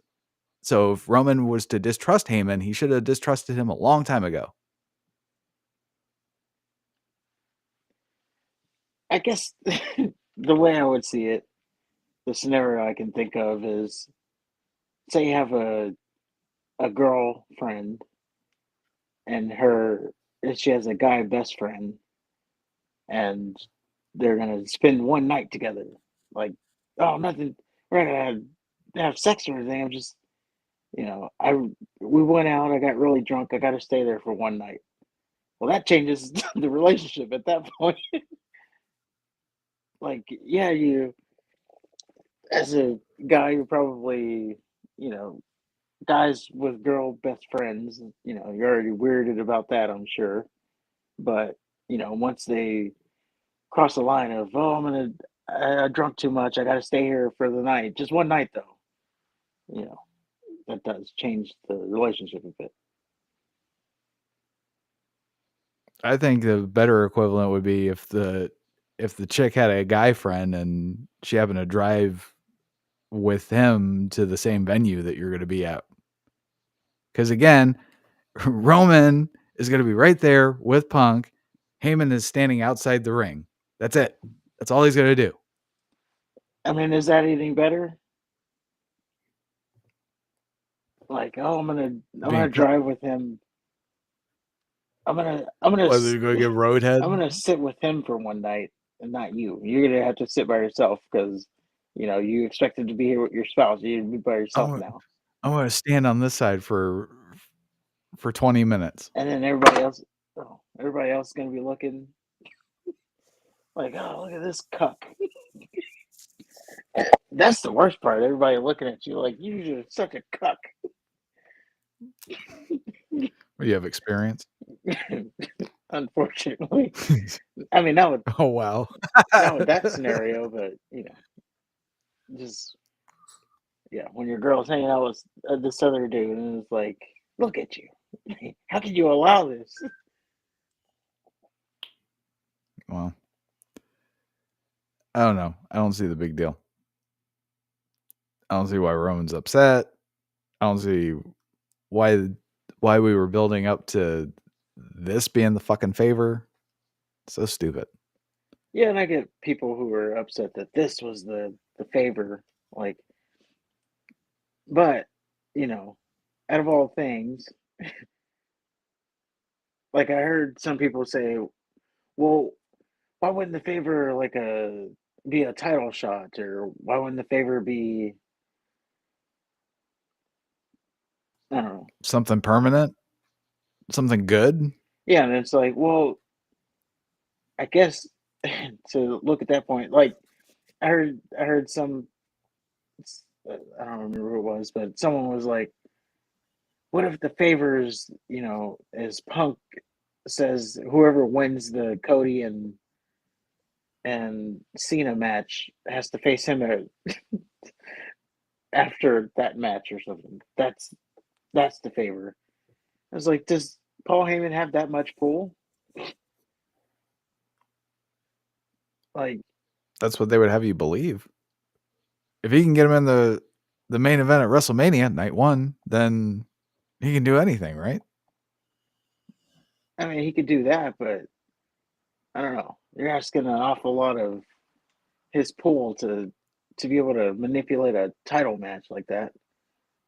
That An opportunity. that the man who runs it all, being The Rock, set up. Like, this is The Rock's main event, and now Paul Heyman's going to go and change it. Well, if Cody wins, I don't think he'd mind.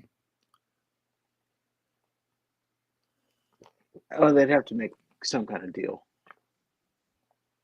Like, I get it. Yeah, Paul Heyman, he's a good enough talker where he can talk himself into it, but and then what is... That's what they could have done. Cody wins, and then Heyman interrupts, and no, Cody, I got a bit of bad news. There's a favor I owe to one CM Punk. And he comes out, and GTS is Cody, and he's the Universal Champion.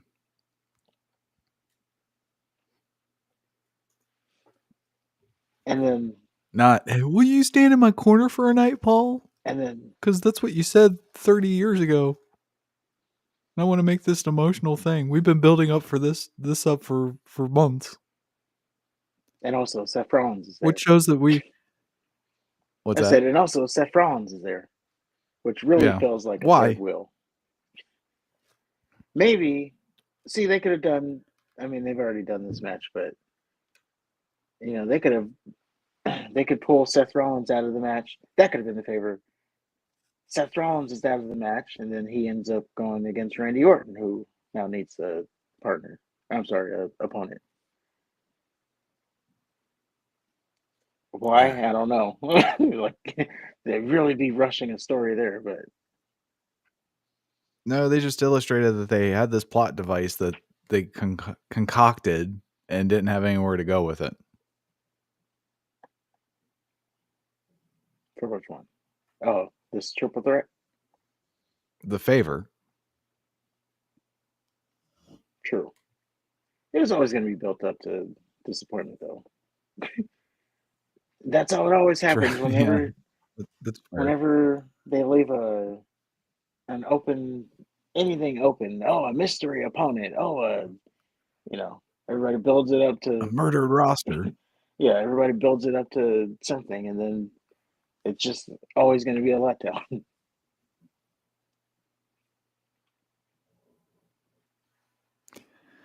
Well, that was SmackDown. I thought it was pretty good. Yeah. much less boring than usual. So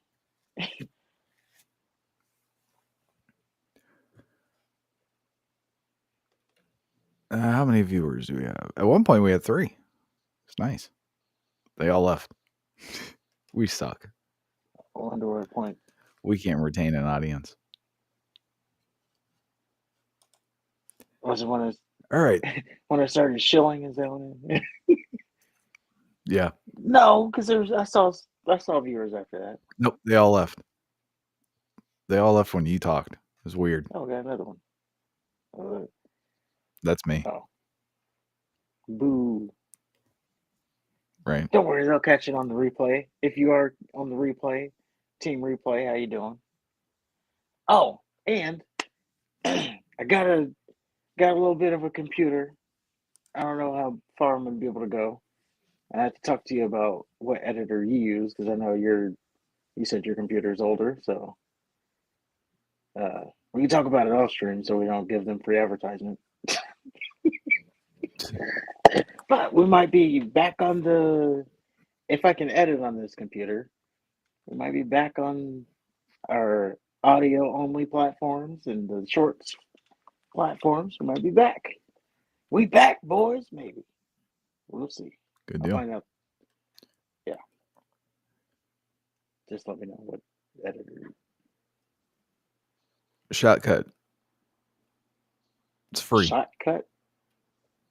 Mm-hmm. What the hell is that? Never heard of it. It's an open source platform. Fuck you. What is that? You ask me. I tell you. I said you don't I scoff. said we do it offline because I don't want to be giving them free advertisement. Now that you put They're it out free. there, now that you put it out there, Shotcut, hit your boys up for a sponsor. I'll expect my check in the mail. They are a free service. Advertising is not free.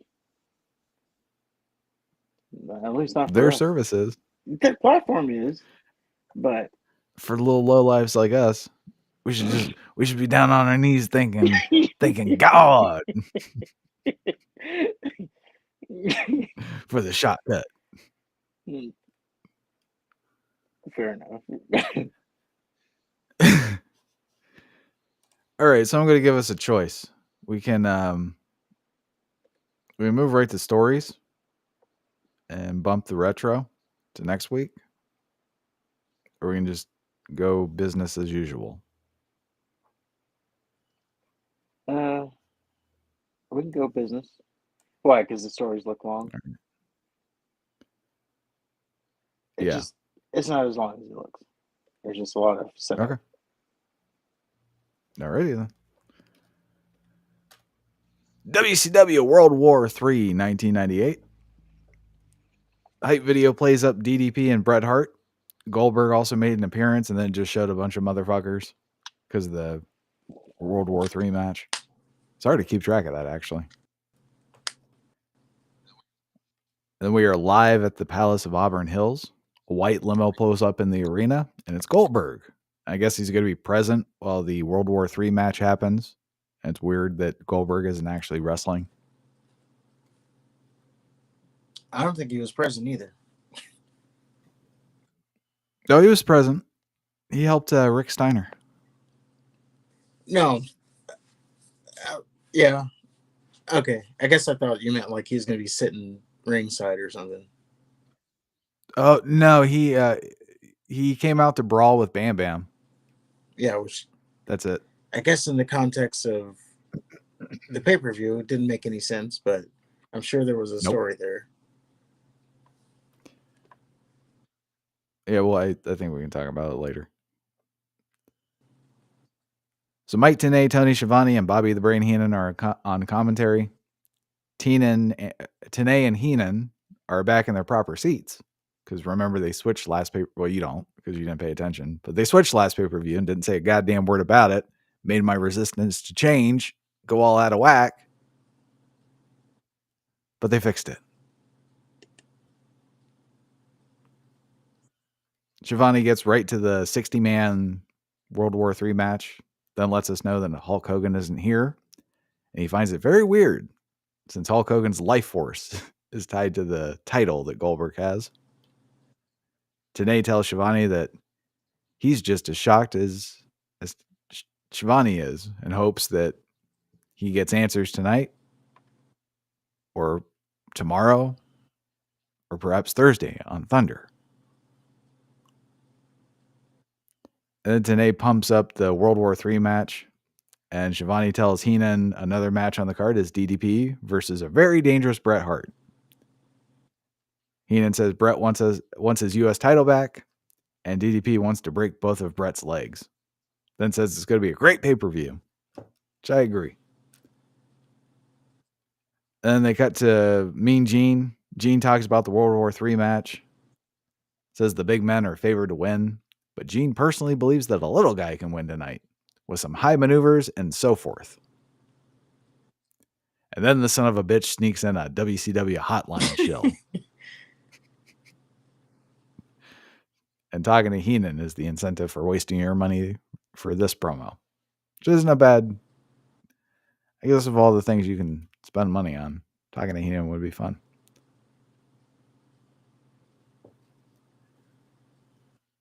First match of the evening is Glacier versus Wrath.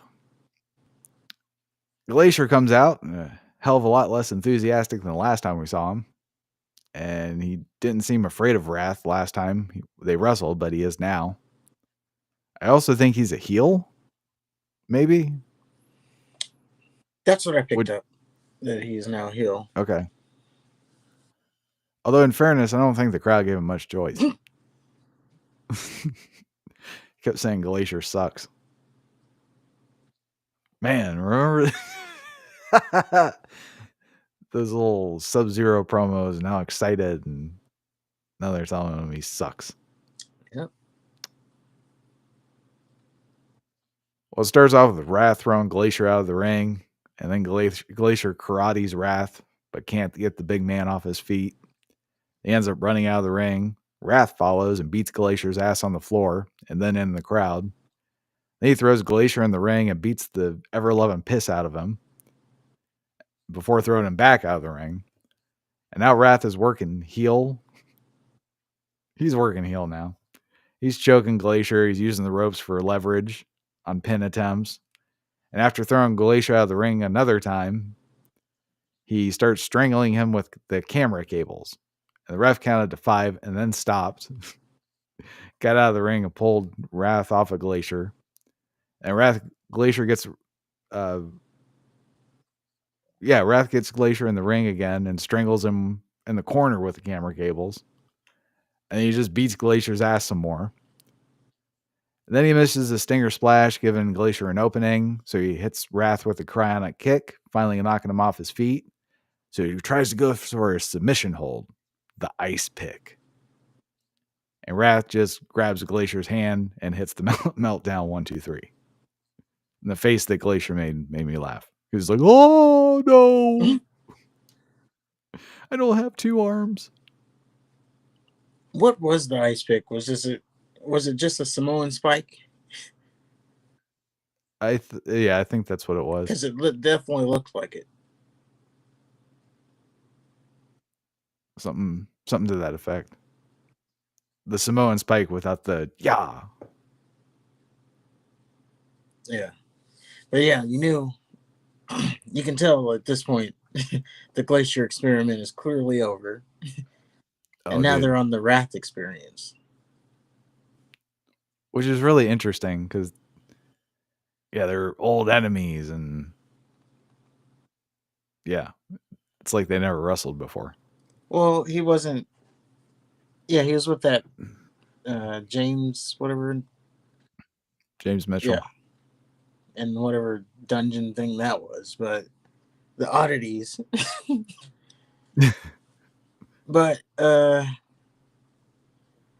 mean, it's clear they're trying to, because they even mentioned how Wrath was undefeated at this point since his comeback.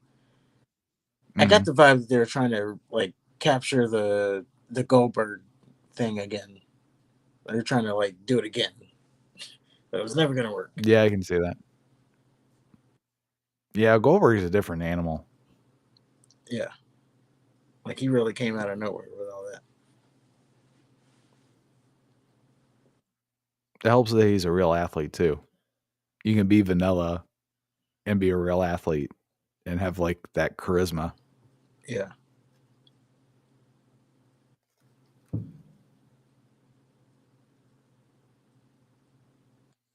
After the match, Wrath refused to let the ref raise his arm, and then commentary excused Wrath's heelish behavior as him just having a mean streak. He's a tough dude. Yeah. Oh yeah. So Wrath just grabbed Glacier's hand and hits the meltdown 1, 2, 3. I don't think I said that. Oh, that you did. Maybe. I don't know. Either way, good match. Sort of. It was just a Glacier beatdown. Yeah, I was more concerned, or not concerned, but I was more taken aback by the whole Glacier experience. Like, Right. man, this guy really fell flat. Well, then we get a Bret Hart vignette. Says he has a lot to prove and he's not afraid of anyone.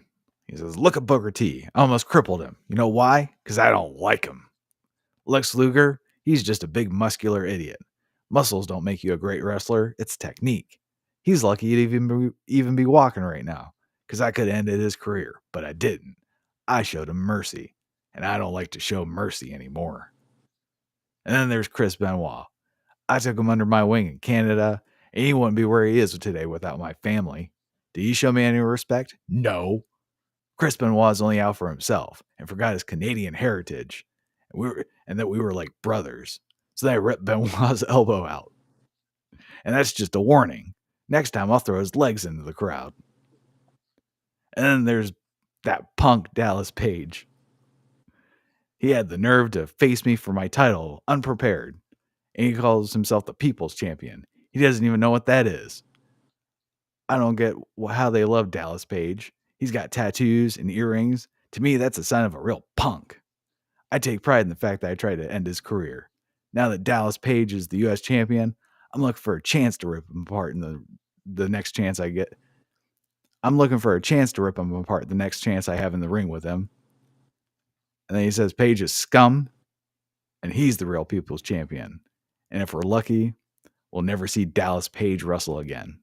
And I love that Bret Hart kept calling him Dallas Page.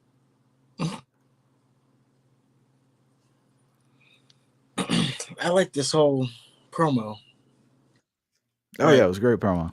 Yeah, it just showed, like, I don't know, the hitman persona. Like, I took out Booker T. I took out Lex Luger. Well, I could have took him out. Chris Benoit, I showed him what's up. Like, yeah, just like I get they alluded to like him having a hit list, and I guess these were the people on it. Because he's the hitman. Yes. And I remember through this promo, I was like, and you told me that people didn't like Bret Hart's run in WCW. Are we watching the same thing? I've been enjoying it so far. Yeah, there's kooky finishes, but that's just with the course of WCW.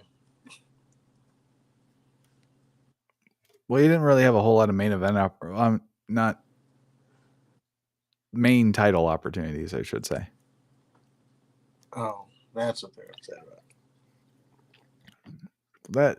That and the NWO shit was hokey. I don't know. I just think they expected more out of Bret, especially since he was the hottest wrestler in the world at the time.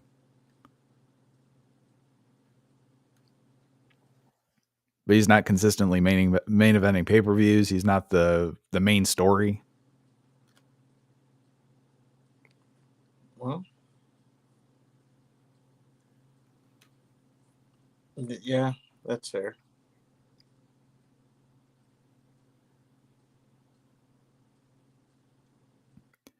And he's how many months in, and he's only wrestling for the U.S. title? I don't know, but I mean, he's wrestled. Who did he wrestle? Booker T. He's wrestled I mean, he's put on some great matches since his again the finishes. That's because he's Bret Hart.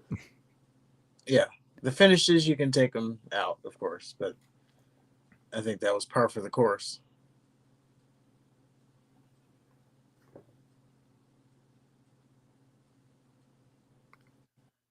Well, up next we have Stevie Ray versus Conan. Stevie Ray comes out with Virgil, which is a significant downgrade from Booker. And Conan comes out and he appears to be super over. And he does his catchphrases and shouts in tongues. The match starts off with Stevie Ray just whooping Conan's ass. And Conan recovers with a forward roll clothesline. He gets on offense, does a stretch submission. Stevie Ray fights out, tosses Conan out of the ring so Virgil can get his licks in. And it's at this point that they point out that Virgil is blatantly carrying a slapjack, which is kind of funny. Like, he's just carrying that thing. So Conan gets tossed back in the ring. Stevie beats on Conan for a while. Conan has a few hope spots, but gets cut off. And Stevie signals for the Hogan elbow drop, I guess. But he misses. I don't know what the fuck that was. And then Conan hits Stevie Ray with a facebuster. Virgil gets involved and ends up nailing Stevie Ray with the slapjack. They did the thing where Stevie was going to whip Conan in Virgil's way, but Conan reversed it. So Stevie was sent to Virgil. Now you would think that Virgil could have done the common sense task of just looking to see what's going on, but I guess he couldn't have been bothered. So he just blindly swings the slapjack and nails Stevie Ray. Then Conan, with the match in hand, mounts Stevie Ray and just starts wailing on him to the point where the ref disqualifies him. And then Booker T comes out to tell Conan to chill. And then Stevie Ray yelled at Booker T for that. And then celebrated with fucking Virgil. Yeah, saying, that's my brother. You're not my brother. And we learned that Bam Bam Bigelow has arrived in WCW. He has not been affiliated with any organization, in WCW or NWO. And apparently he took Nitro hostage. I guess he did like a sit-in or something. I think he attacked Goldberg as well. Which is the Goldberg tie-in.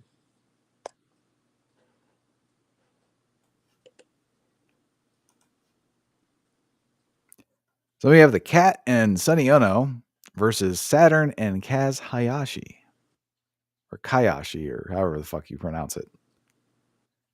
So Ono comes out with a fight count. Like they have the spit bucket and everything. And Saturn and Kayashi come out to a theme mashup, which I appreciated. It was very lazy. All they did was put Saturn's Siren. That's all you got to do, really. True. Saturn also ditched the beret, but he kept the see-through vest.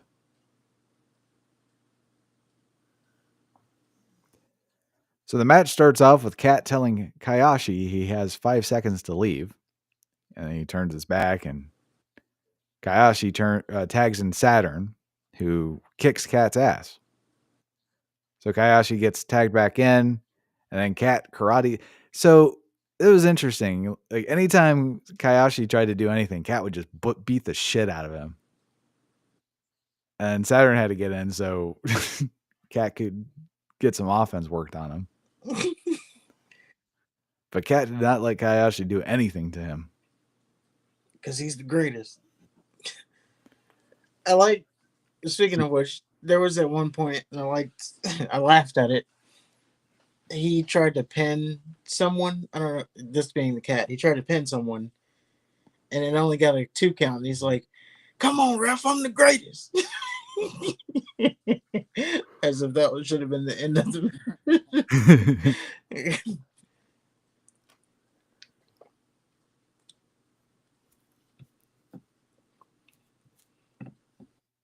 Well, Kat tags in Ono so he can give Kayashi kicks to no sell while wearing sunglasses the entire time.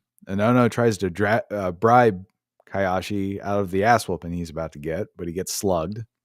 Then Saturn and Kat have a hell of a tussle. Saturn showed he can do karate too, and Kat showed that he can be an ass kicker too. Then he tags in Ono, who wants no part of Saturn. He gives him a little sissy kick and tries to immediately tag Kat back in, who tells Ono to man the fuck up. And Saturn immediately gets Ono in an STF. Kat breaks it up. Kayashi does stuff too. And then Kat and Ono double team Kayashi in the corner because for some reason Kat is immune to his offense. Like I said, like anytime Kayashi did anything, Kat would say, "Nope, get over here." He'd big uncle him. So Ono gets back in, but then so does Saturn. Kat tries to attack Saturn from behind, but he gets caught. And then Saturn beats the shit out of Kat. So Ono tries to sneak up behind Saturn. Kayashi hits the ring, but the ref has a problem with Kayashi being in the ring, not Kat. So he's distracted now. Kat kicks Saturn in the face when he's not looking. Ono makes the cover, 1, 2, 3. And Ono and Kat run away after the match. And Ono remains undefeated. He does. So there's that. I think his match with Alondra Blaze was probably the best. Did he wrestle her? No, he just kicked her. Oh, okay. He kicked her hurt leg or something like that. Yeah, he kicked the shit out of her. We go to the internet location. Oh, she wrestled that Southern guy, Robert Parker. Oh, yeah, I was called Colonel Robert Parker. With his little handkerchief and sweating and shit. He did declare all over her ass. Yeah, I was calling Colonel Parker, Colonel Sanders. Yeah. So we go to the internet location. Tony the Tiger is talking to Chris Jericho. Apparently, Bobby Duncombe Jr. hogtied Jericho on the last episode of Thunder. And Jericho says that's just propaganda. Duncombe hit him from behind. And Jericho says Duncombe better watch himself. And he's the true killer of WCW, along with Ralphus.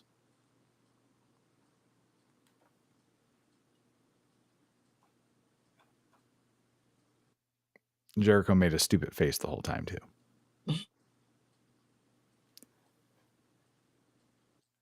then you have Billy Kidman versus Juventud Guerrera for the WCW Cruiserweight title.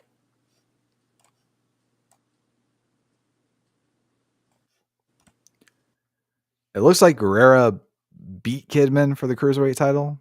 So this is a rematch. And so as Juvi comes out, Gene stops him. And he goes, "Juvi, what is the meaning of this?" And then Juvi reveals what I thought was a cape he was wearing is actually an LWO shirt. And he just bounces all the way to the top of the entrance ramp again. The music changes to something very Latin. And then out comes Eddie Guerrero. He says, "Juvi's seen the light. And by only sticking to La Raza, can we keep Eric Bischoff from oppressing us and holding us down and getting that raise?" So then Rey Mysterio comes out. He's all pissed off because he didn't get a title shot. Eddie says Juvi is La Raza, and it's in the best interest of LWO that Juvi is the Cruiserweight champion. And Eddie tells Rey he needs to learn to make sacrifices because the LWO is his family, is Rey's family now. And only a couple of months in, there's already dissension in the LWO, by the way. So the match finally starts, and man, is there a lot of back and forth. Like Kidman's super aggressive. He hits the guillotine leg drop and corner clothesline. And Juvi's just a cunning bastard. Catches Kidman with the head scissors. He guillotines Kidman on the ropes. And then Kidman throws Juvi out of the ring, tosses him into shit ringside. And Juvi recovers, hits Kidman with a Frankensteiner from the apron, from the top rope. It's sloppy looking, but it looked cool. It's good sloppy. Like a pussy. So Hoovy tosses Kidman back in the ring, starts to wear him down, and he hits a missile drop kick, sends Kidman out of the ring, then does a suicide dive, and he tosses Kidman back in the ring, then back into one of the other rings. He does a weak-looking double springboard missile drop kick,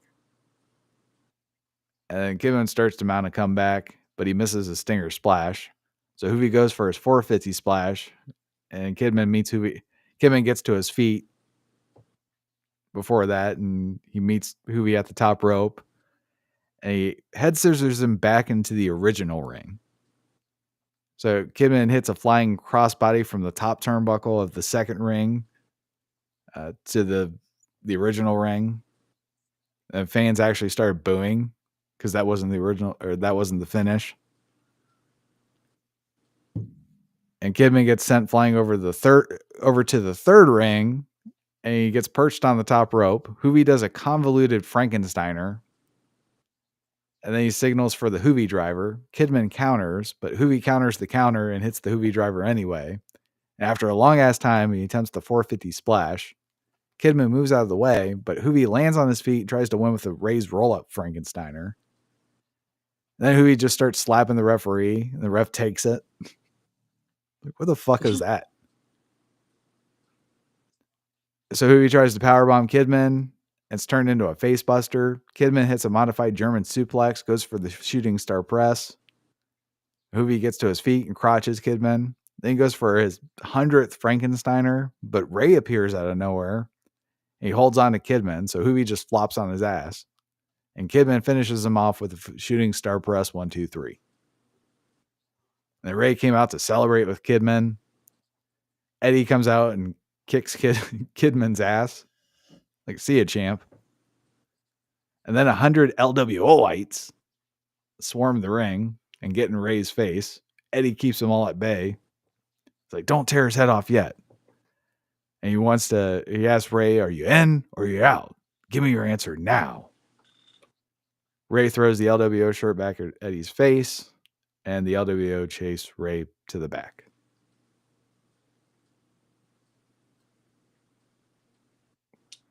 Dissension in what seemingly just started. It's a good match, though. A lot of false finishes, though. A little bit too much. I thought it was like, oh, okay now. Yeah, and they did keep hyping it up. Like, oh, when these two get in the ring, it's magic. So I kind of saw what they were expecting of them was to deliver something, and they did. So the only thing I would take away if I was Hoovy was that double spring drop kick or whatever the hell it was. Yeah, it was awful. But they really hyped it up. Oh, I've never seen that before. Such athleticism. He's a magician. It didn't look pretty, but he got it. Like, he nailed it.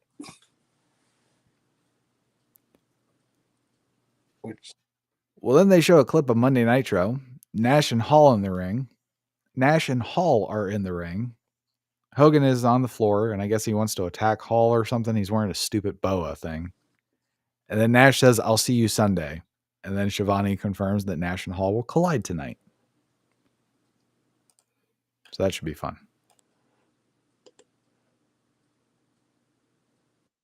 It's about time they square it off. Yep, they didn't just do it.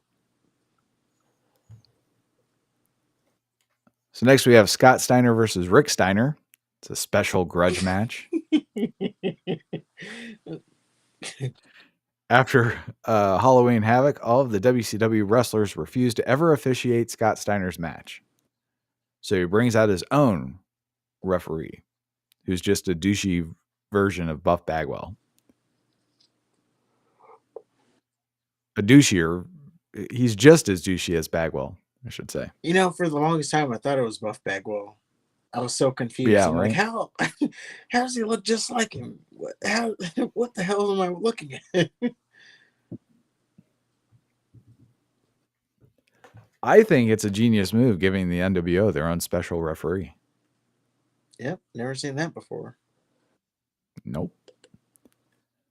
So Rick's music starts playing. Then the commentary team says something's happening in the back. So it's cuts to the back. Giant, Stevie Ray, Scott Norton, Virgil, and Brian Adams are all beating the fuck out of Rick.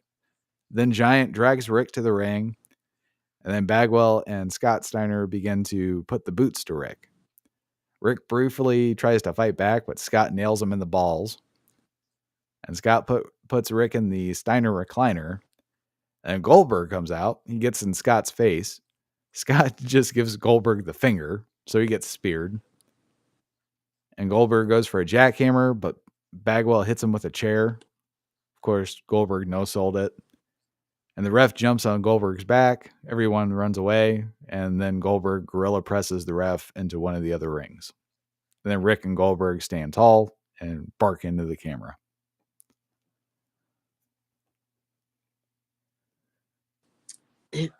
Here we are months in, and they still haven't had a actual one-on-one match. But I guess that's the point. See what I'm saying? Yeah. I don't know if they ever do. Oh. I do not remember a Rick Steiner versus Scott Steiner match. Well, there you go. Yeah, I guess that's the whole point of it is, like, they keep doing these shenanigans. Like, it's now, what, the third pay-per-view? Where's shenanigans? I think it's the fourth. It could be. But I do remember after the last one, you know, J.J. Dillon said, if you don't wrestle him, you're not going to be contracted here anymore.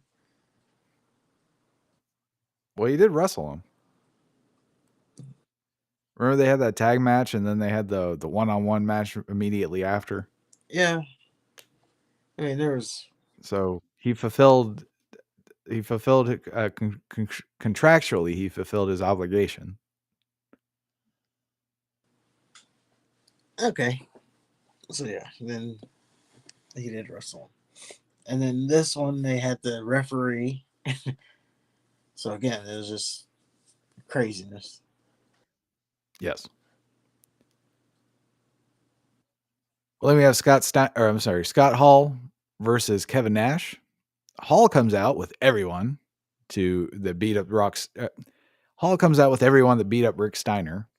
And then Eric Bischoff comes out, says it's survey time, and survey says, get him! And all of Hall's friends beat his ass. So Nash comes out, and they all fight off the NWO Hollywood. Crowd starts chanting outsiders. Hall says, okay, and he wants to finger kiss Nash. Nash just shakes his head and walks off. And then Hall looked bummed.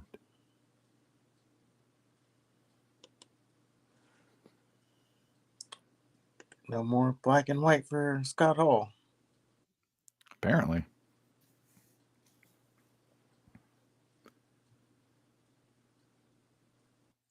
Well, they have Bobby Duncombe Jr. versus Chris Jericho.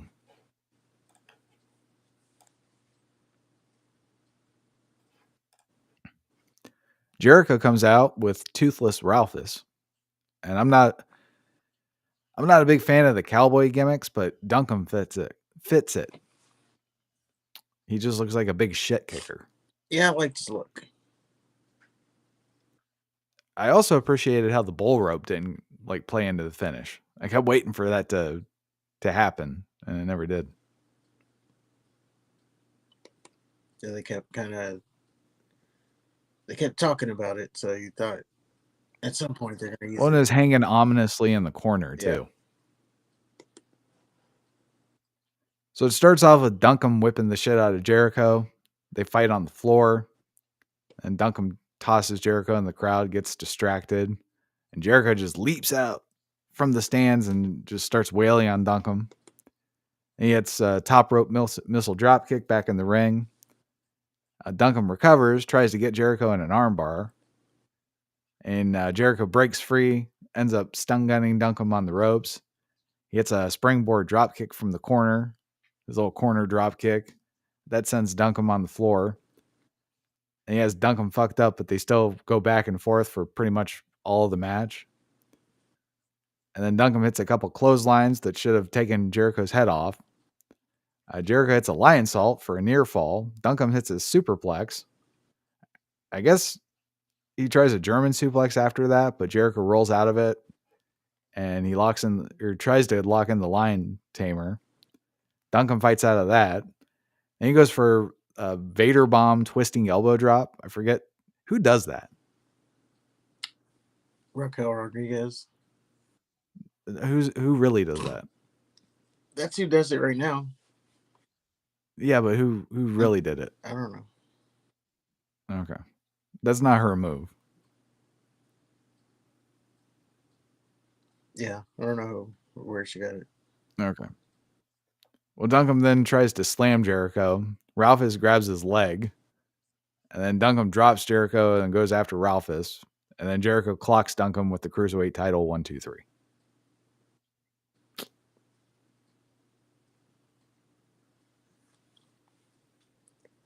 Yeah, I really liked the presentation of Duncombe. I did too.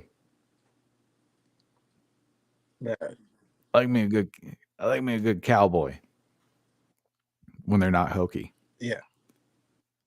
There's a fine line. And maybe I'm a little biased because this guy was from Texas. Like actual from Texas. Not one of them. Mm-hmm.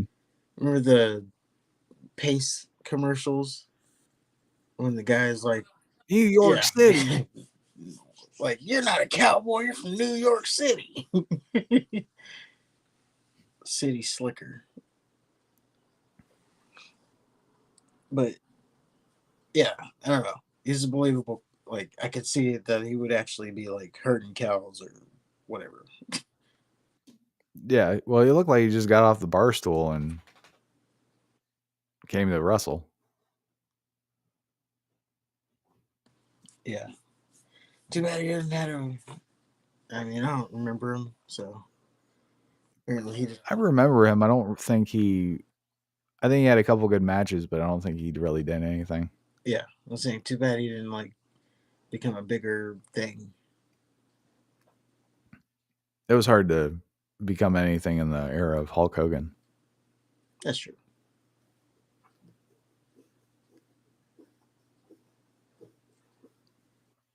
We're now to the 60-man World War III match.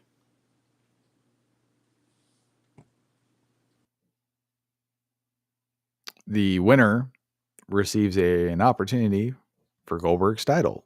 I believe it was Starrcade, is what they said it was. Some of the entrants or contestants were Barry Darsow. If you remember, he was the Repo Man and one of the Demolition guys. Chris Benoit, Cyclope, which I was kind of hoping he would be somebody else dressed up, but no. They didn't call back to that. How the fuck is El Dandy in the LWO?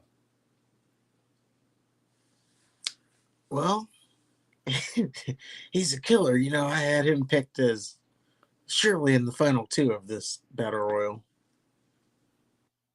How shitty do you have to be to get passed over for El Dandy? Well, because there were some luchadors that didn't have any LWO shirts.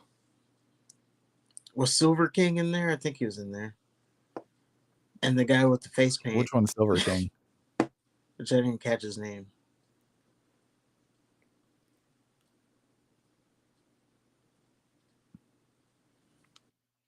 Jericho made his way back to the ring. He's still fucked up from his match.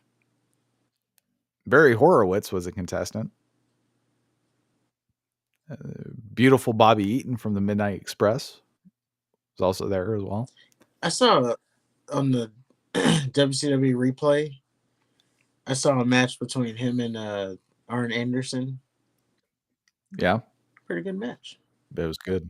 Yeah. I thought it was Bobby. I thought it was the Brain. But I was like, why are they calling him Beautiful? Why are they not calling him the Brain? But it wasn't. It was his, I guess that's his brother. Or, I mean, he looks just like a slimmer version of him. Bobby Eaton is not related to Bobby Heenan, no. Oh boy, cut that out. I'd get killed for that one. Yeah.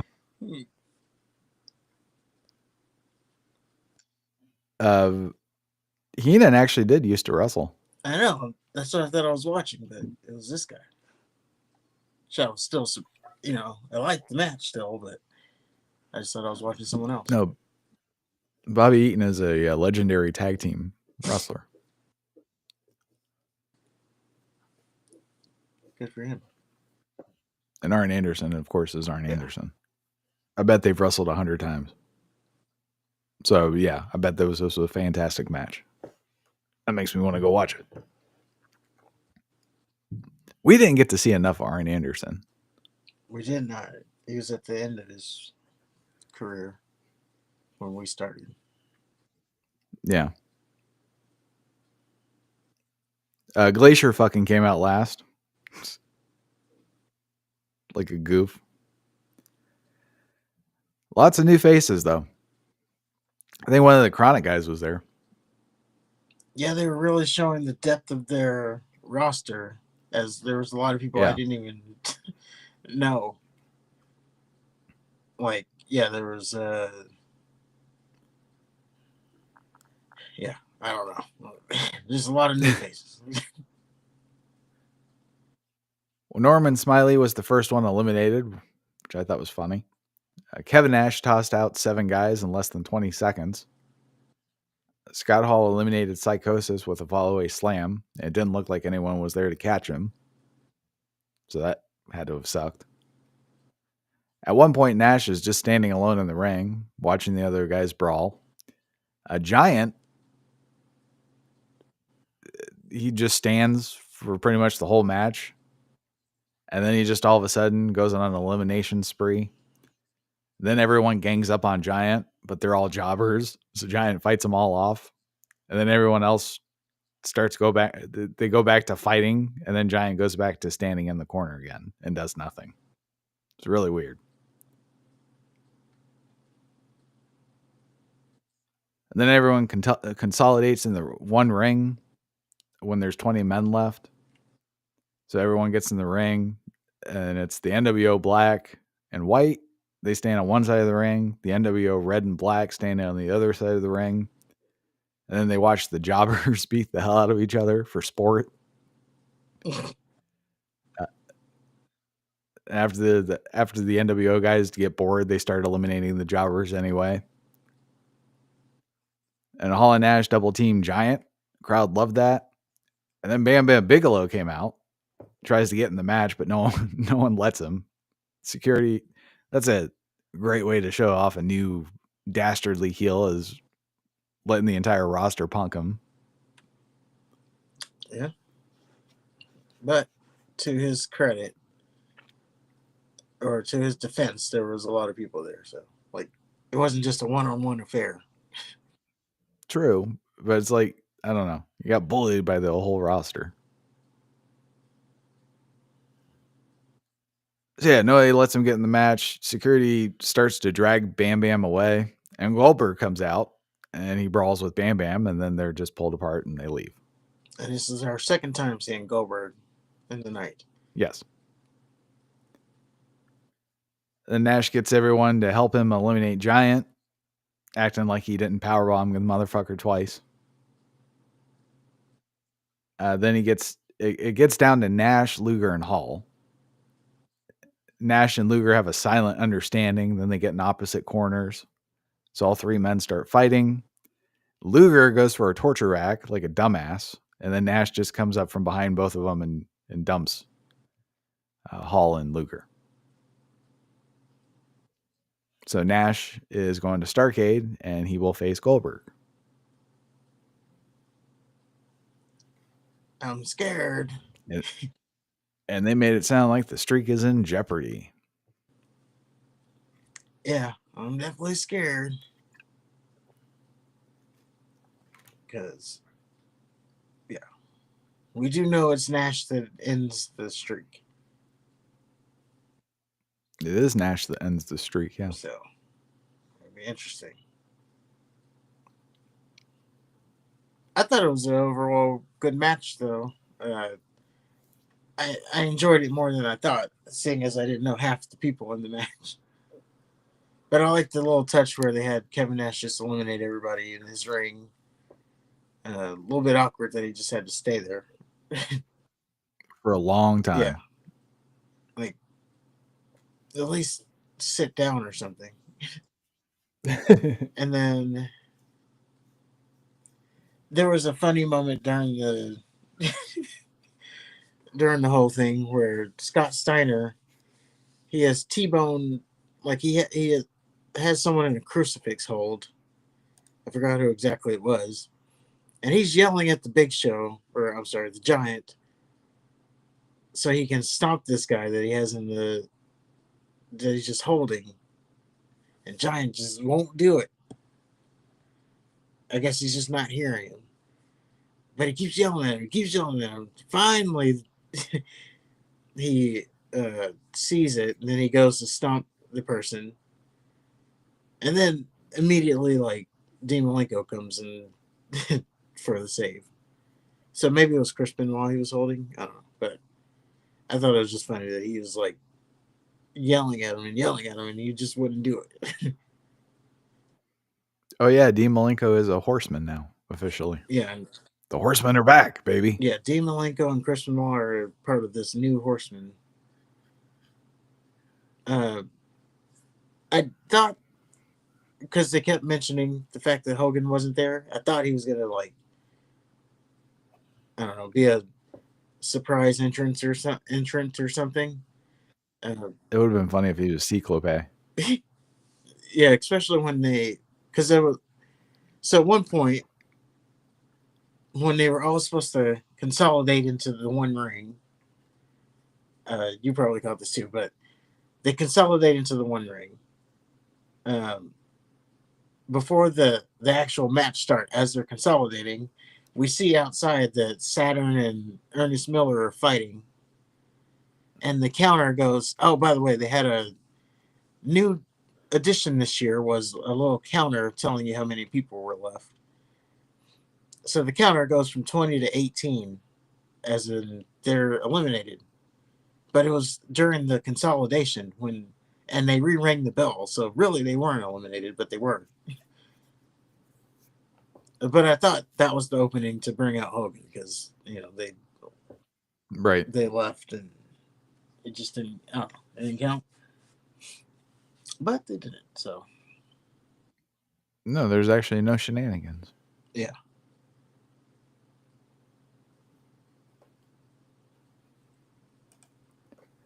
And I think those. Well, finally we have Brett. I was saying, and I think that was my last takeaway there. Well, finally we have Bret Hart versus DDP. It's for the U.S. title. Match starts off with DDP getting in the ring and then hitting Bret with a crossbody ringside. And then they just brawl on the floor. Paige beats Bret from one ring to another. And then Bret guillotines DDP on the ropes and then hits a DDT. DDP catches Hart with a swinging neckbreaker. Then Hart's forced to bail to the floor and avoid a diamond cutter. To avoid a diamond cutter, rather. And DDP tries to baseball slide Hart, but Hart was ready. And he slams Paige in the steel steps before getting back in the ring. Hits a Russian leg sweep, goes for the tombstone. And Paige counters it and hits his own tombstone. And somehow Bret takes back control after getting tombstone and starts kicking DDP's ass. Paige catches Bret with a belly-to-belly suplex, starts fighting back on Bret. And Bret tries to use Nux again, just like he did last pay-per-view. But just like last pay-per-view, you can't hold on. But just like last pay-per-view, you can't hold on to him. And DDP ends up getting him. Or DDP ends up knocking Bret on his ass and getting Bret in a sharpshooter. The ref, while Bret is in the sharpshooter, ref sees the Nux and just puts him in his pocket. And Bret fights out. Paige starts working him over in the corner. And Bret either kicks DDP in the balls or in the gut. and then starts softening him up for the sharpshooter. And Hart drags Page to the corner, wraps DDP's legs around the steel post before locking in the ring post figure 4. And Hart's he's just fucking up Page's leg after that. He applies a actual figure 4 in the middle of the ring. And Hart gets caught using the ropes for leverage, so he has to break the hold. He goes back to destroying DDP's leg. And DDP ends up knocking Hart out of the ring. And he tosses Brett into the steel stairs. And then he does his own figure 4's ring post spot. So DDP is just a thief. And then Page gets a chair in the ring. He has Brett backed in the corner. Ref grabs the chair before DDP can use it. So they start fighting over the chair. And then Brett just shoves Page into the ref. Then he crawls over and retrieves the knucks from the unconscious ref's pocket. But it cuts to DDP and the NWO referee from earlier playing tug of war with the steel chair. So the ref's out. Brett's crawling, digging into the ref's pocket to get his knucks. Behind that, DDP and the NWO referee are just playing tug of war with the chair. And then Brett does this thing where he rolls over, acts like he's unconscious again, but then he just gets back up anyway and then slugs Page.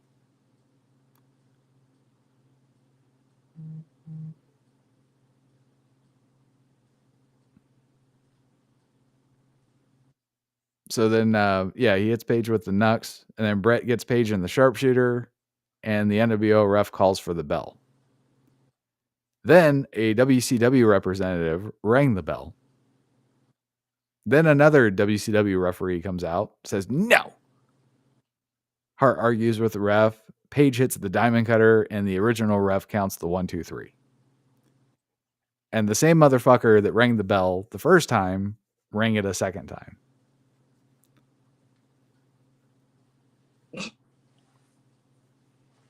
Yeah.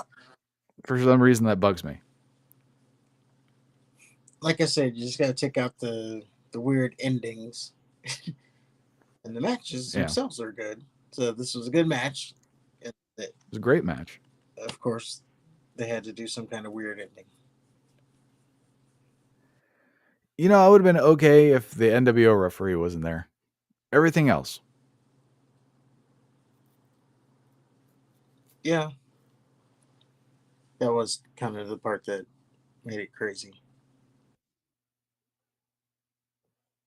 Like, I like the idea that the ref picked up the knucks and then,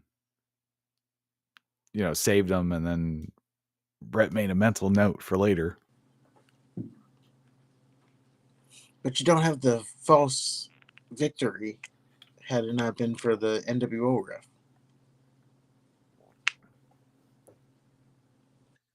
Yeah, you could have used another ref. Nick Patrick.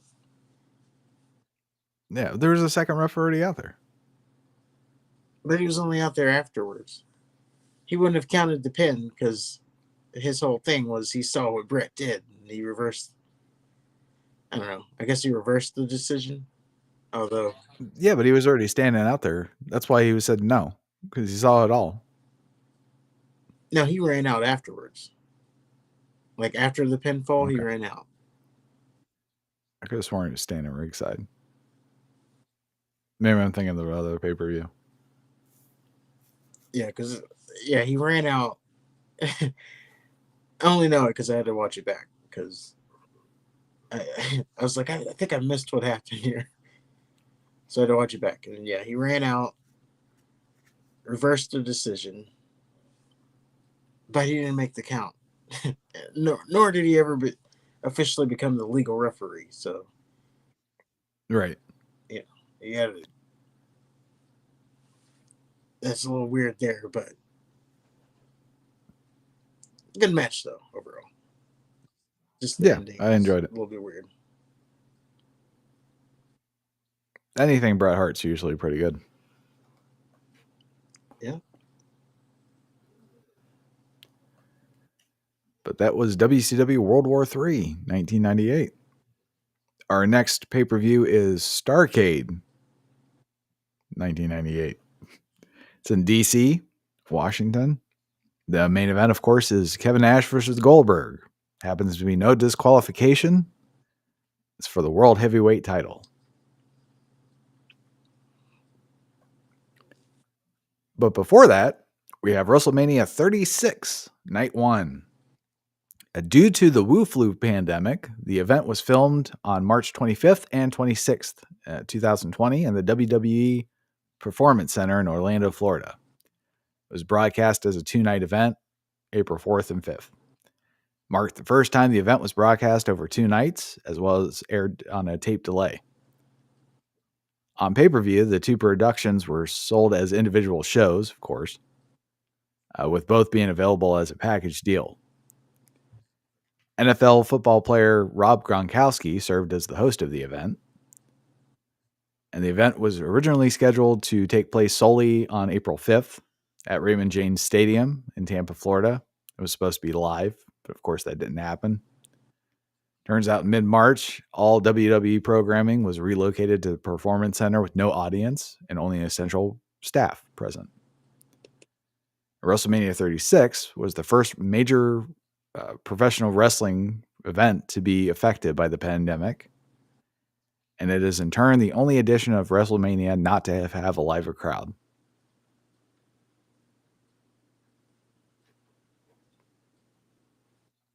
So taking advantage of the format, there was 2 cinematic matches, a Boneyard match and a Firefly Funhouse match. They were filmed off-site in an atypical cinematic style. Later, Florida lifted the restrictions on paid spectator attendance at sporting events. So the next year's WrestleMania 37 was moved to Raymond James. And they basically just used the same promotional shit for WrestleMania 36 on WrestleMania 37. So they had like a Buccaneer theme. Yeah, they ran it back. Yeah. Did we? I think we did that one. Didn't we do that one? No. Okay.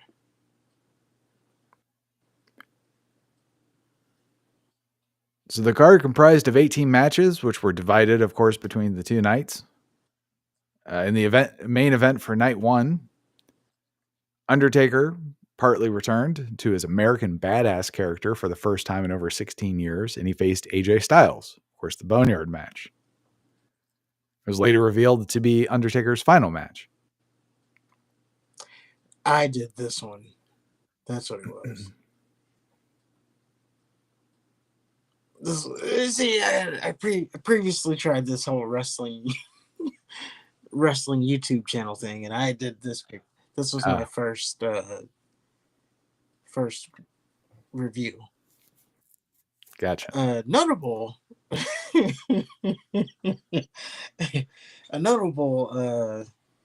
thing that happened during that review was I got a comment. It was one comment, and it just simply said, "You suck." Yeah. And it was my first ever comment. So there you go. Imagine that, my first comment being, "You suck." I can only imagine what a solo YouTube channel of yours would look like. Yeah. I mean, I thought A whole bunch of duct tape and super glue. I mean, I had notes and stuff. I was all like, Yeah. I should upload it to this channel. I'd have to find the file though. Upload it.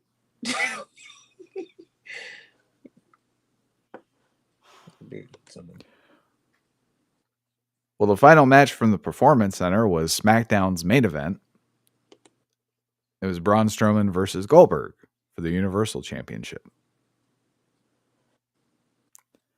Other prominent matches, we had Kevin Owens versus Seth Rollins in a no disqualification match. Also, Sami Zayn versus Daniel Bryan for the Intercontinental title.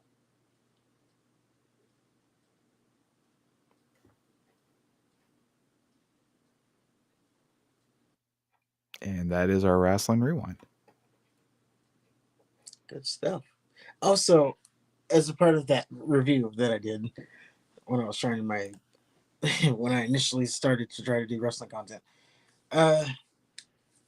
It's just also like I had just started, making YouTube videos, so I didn't know about editing. And I did edit. I did cuts, but apparently I missed like some cuts, so you can see me like in an uncut. You can see me reading the notes, practicing the line, and then looking back.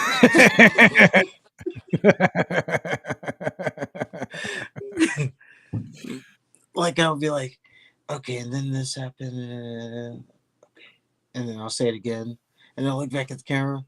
All right, and then we had. I'm like, wow, I didn't even cut that out.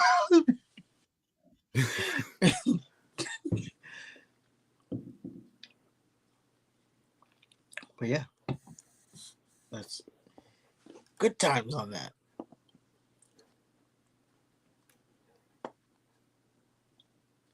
But you said we're done with the retro review, which means it is time for some stories. I'll try to keep them. They look long, but they're not. They're not too bad. This. Hold on.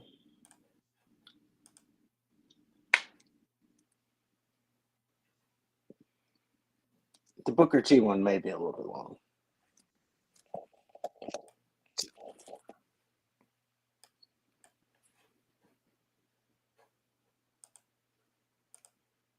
And we're going to start there with Booker T. So, Booker T and Swerve Strickland, they've had this beef. This beef kind of been there for a while. It kind of got really revved up again this week. This all stems from back. So remember we did a story, and if you want to check that story out, you can go look at our playlist. It is in there. It's one about Swerve Strickland.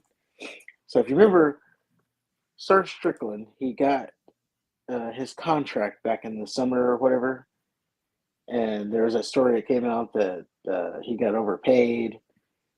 WWE's side, they were upset that he got over, or they thought he got overpaid, and then Swerve was on like the Breakfast Club, and he was like, well, what do you think about them saying you were overpaid? He's like, it's because I'm black. So this stems from that. Booker T, he had a response. He had a response in the fact that Swerve Strickland kept talking about the fact that black wrestlers in WWE were underutilized. So this is where it all stems from. So we first have Swerve Strickland. He says that the black wrestlers are overpaid, or I'm sorry, underused in WWE. Booker T is like, no, they're not. So now Swerve Strickland has went on this Vlad TV, and he responded to Booker T responding to him. Did you keep up with all that? I hope you did. So let's hear what Swerve Strickland said in response to Booker T responding to him. Because I'm black. I've been working for the company. Audio? Yep. Yes. Because I'm black. I've been working for the company for a long time, and I know I've been treated fair for the last 20 years. That's not what happened when Vince said the N-word in front of you. That's not being treated fair. My opinion. And to that statement, it's not even what I'm saying. I'm saying what people are saying. I'm saying what your audience is saying. So it's not just me just talking out of my ass out of nowhere. It's what your audience has been complaining about for the better part of like 2-3 years from not seeing black talent getting single matches on PLEs and stuff like that. It's not. Because I'm black. I've been working for the company for a long time, and I know. So there, Swerve Strickland says that basically because Booker T, he let Vince McMahon say the N-word in front of him.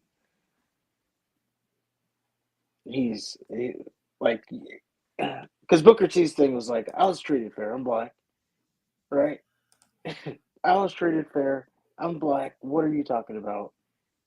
I'm like, you let this guy say the N-word in front of you. So that was Swerve Strickland's response. And then we have Booker T. Do you have anything to say about that? Well, no, let's listen to Booker T first. So then we have Booker T. Full disclaimer, I recognize that this is clearly a promo at some point because he does go into promo mode. But he did go on his reality of wrestling, and he did a response, and we'll play the rebuttal from Booker T. Kind of long. Got to stick with us here. So let's hear it. So that was what you Audio. Yep. you said regarding Swerve's world title win. That's high praise right there. I mean, and you know what? I don't like. Like I said, I was at an event this weekend. I was at an event this weekend in Richmond, Virginia, and lo and behold, who was at the same event with me, actually as a part of the same party, and it was literally the first person I run into the morning of the event, and just like Swerve Strickland said, me having the energy when Vince McMahon said the N-word. I rest assured I had the energy when I saw him because I approached Swerve Strickland and I had a conversation with Swerve Strickland. Let's talk about the conversation in depth as far as what I told Swerve Strickland. I had an offer to be on Vlad TV before as well, and I turned it down. And they called me back and they offered me money to go on Vlad TV, and I turned it down because I was not going to go on Vlad TV and be exploited. I wasn't going to go on, on Vlad TV and him make me look like a fool in front of the world. I was not going to do that, and I wasn't going to go on Vlad TV and say anything negative towards any black man that's ever been in this business because I know how hard it is for all of them. And I've been the first one to say any brother getting his bag, I'm all in. 100%. But I told Swerve Strickland to his face how disappointed I am in him as a young brother because all I did for Swerve Strickland ever was put him over and put him on a pedestal as being one of the best out there that ever did it. He deserved being the AEW champion. And for him to say something like that about me, I don't know if these guys think racism stopped in 1990 when I got in the business, but it didn't. Okay, you may not hear about a lot of racial issues with Booker T because I handled racial issues head first. I opened doors. I broke down barriers for people like Swerve Strickland. Swerve Strickland perhaps would not even be here if it wasn't for me. I have to apologize for nothing that I've done in this business because I've gone out there and literally represented in the ring, out of the ring from day one all the way to this day in 2025. Okay, you speak on Vince McMahon and him saying the N-word. You want me to be angry black man in the company. You want me to not open doors and make spaces for people. How long is this? I think we're almost done. I told you it's a little bit of a long one. It takes a minute to get there, but we're almost done. Like you, that's what you want me to do. Swerve Strickland, I hope you're never going to be in the movies. I hope you're never going to be on a movie set because you might hear somebody say the N-word. And if you got a problem with it, they're going to tell your ass to get the hell out of here because this is a movie, all right? And I'm upset. I'm upset because more importantly, I'm disappointed at Swerve Strickland because what I told him, and I'll repeat it, just like I repeated it to him. You got played. You got played, bro. You got played. You let that man play you and pit you against me and me against you. I don't know how many stories you ever heard about that on Vlad TV, but it's many of them. It's many stories out there about the black man against the black man because Vlad is pitting them against each other. I don't know how many people you heard that's got locked up from the federal perspective about going on Vlad TV. I don't know what the hell you doing on Vlad TV, first of all. What have you done to be on Vlad TV, okay? That's just my opinion on that. And as far as Swerve Strickland, just like I say, and me having the energy, the veracity, I got all that because I'm still 6'3" tall, 230 pounds of romping, stomping, grave, damn, digging, destruction, Jack. And we got to take a break. We'll be back in a minute. Wow. Like I said, he cut into promo mode at the end there. That was a lot. But yeah, and we had to play. We kind of had to. I think we had to play the whole thing because you can't just. I don't know that there's like a clippable moment that would take it, keep it within context. So Swerve took issue with Booker T letting Vince say the N-word. And Booker said, "You're going to hear that a lot. You better man the fuck up." Yeah. I mean, which I would obviously my experience would be a little bit different, but I would suspect hearing the N-word and being called the N-word are two different things. Right? Yeah, it is. But I mean, he does have a point. Like, this is, and maybe Swerve is just being like a one of those guys. Like, I would have done this, one of those guys who just talks about what they would have done had they been in that situation. But Booker T's kind of right. Like, you can't have thin skin to be ready to pop off or whatever. Oh, by the way, Swerve Strickland, I believe, signed to the company after that happened. So where was that? Where was that energy if Vince McMahon was such a bad racist person, if you knew they held down black people, you still signed there. So where was that when that happened? Or you just that's kind of my question too. If WWE is so poor for black people, why are they even signing? Yeah. And of course, we have to go back to now. He did mention DJ Vlad. I'm not really going to speak on that part of it because mainly, yeah, probably not. I don't know anything about that guy, so I'll leave that for like the Joe Budden podcast or Breakfast Club. They can talk about that. There's nothing good to say about him anyway. So yeah, but he did. I will say though, Booker T, he mentioned in there that he was going to go on Vlad's interview. It really took a turn for more after this. Booker T said he's going to go on Vlad's interview. Vlad said something back. Booker T released the DMs, and yes, indeed, he offered to pay him. And Booker T didn't stop responding, and he's like, "Come on, man, you gonna come on the show? Come on, we'll pay you." Yeah, Booker said he didn't. Booker said he refused to go on Vlad's show. Vlad released DM saying, basically making it sound like no, Booker had it scheduled that he was going to do it. Blah blah blah blah. Booker released a second set of DMs where it ended with Booker saying thanks but no thanks. So there was nothing scheduled. And then Vlad pestered Booker after. Oh, come on to my show. I'll pay you a appearance fee. Yeah. Because the whole thing, he was trying to get in on the Bad Bunny song that Booker did. Yeah, makes sense. If you're going to be a content creator, getting someone at the height of their popularity is probably a good move. Capture that virality, which, yeah, good move there. But yeah, I don't know anything really about this DJ Vlad guy, so we can stay with He doesn't have a very good reputation. Apparently, if Booker said it's true, but he does get a lot of interviews, so good for him. But yeah, if he's getting people arrested, I don't think.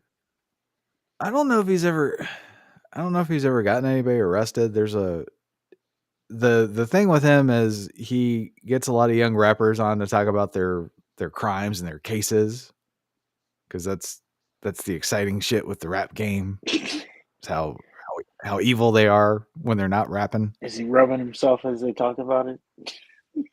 Yeah, he rubs his nipples while, oh, so how many murders you got? So then, they'll talk about some dumb shit and incriminate themselves on camera, and then so the black community has an issue with him because he kind of gets people to incriminate themselves. His thing is like, well, I'm just interviewing. They're saying whatever. They also call him a culture vulture.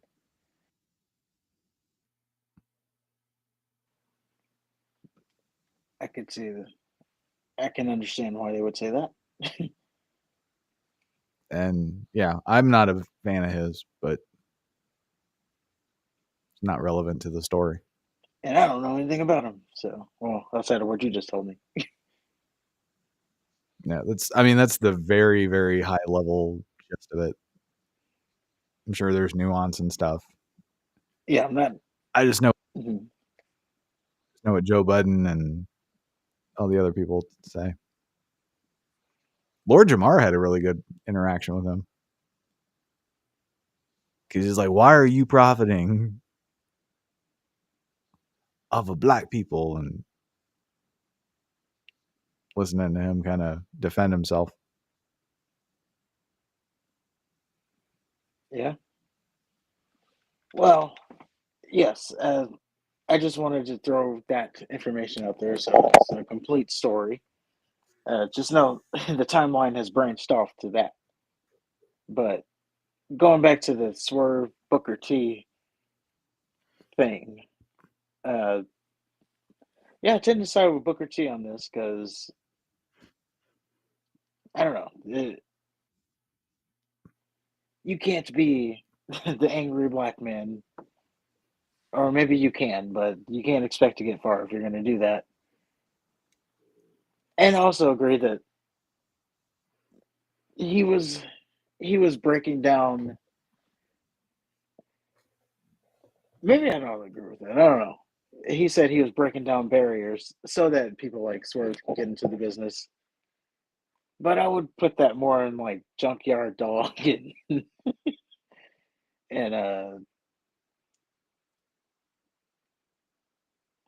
like before Booker T's time. Even though in WCW, especially when we watched Hog Wild or whatever it was, that was uncomfortable. How they treated Harlem Heat back then. I think it was Road Wild. Just a little bit.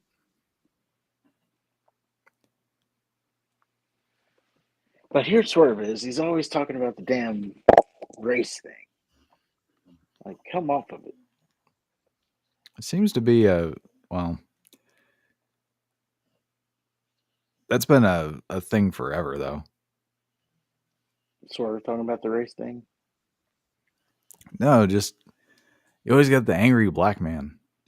Oh, yeah. I was watching this movie from the 80s, and it's the same shit. It's like somebody's always got to be angry about something. Although I would contest that maybe the 80s they had a little bit more of a gripe. Yeah, the 80s is pretty bad, but I don't know. In 2025, we're pretty watered down. So, I don't know. Swerve is kind of... But good for him. He is going to main event a pay-per-view. Let's see if you win, or maybe you don't. I don't know. I don't know what else to say about that. So we move on to Mickie James. Oh, I do say, let us know what you think in the comments. Hit the like button, hit the subscribe button. And we're going to go on to the next story, which is Mickie James. I pulled this story because I see a lot of people shitting on Mickie James for this.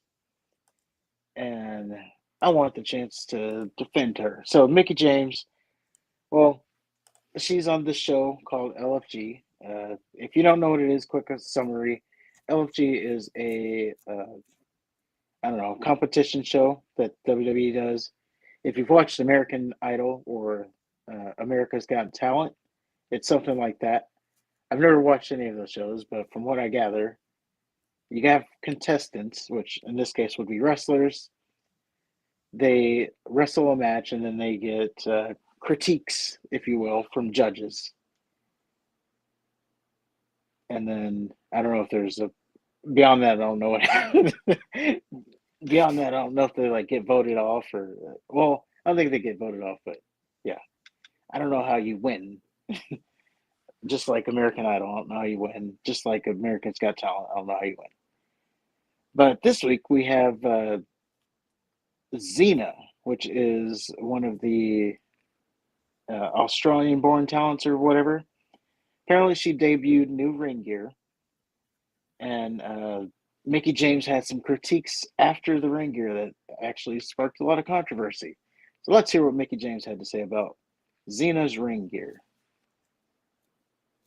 I did like that we saw a different side of you today, Xena. I like your new gear. Can I talk to you about your gear? Sure. I lived during the Diva era, and we fought very, very hard to not have to wrestle in lingerie anymore. Undertaker's face. I fought very hard. Hold on. To not have to wrestle in lingerie anymore. Since I'm a female, I can speak on this. It's very frustrating when women go out there and wrestle and all I see is their ass. And I can't look past it. It's all I see. It's very distracting. So you want to be taken serious as a wrestler, but you're wrestling in pretty much jazzed up lingerie. And that's my opinion. And that's coming from someone who's had her ass on TV a lot. Undertaker, I did like that we saw a different side.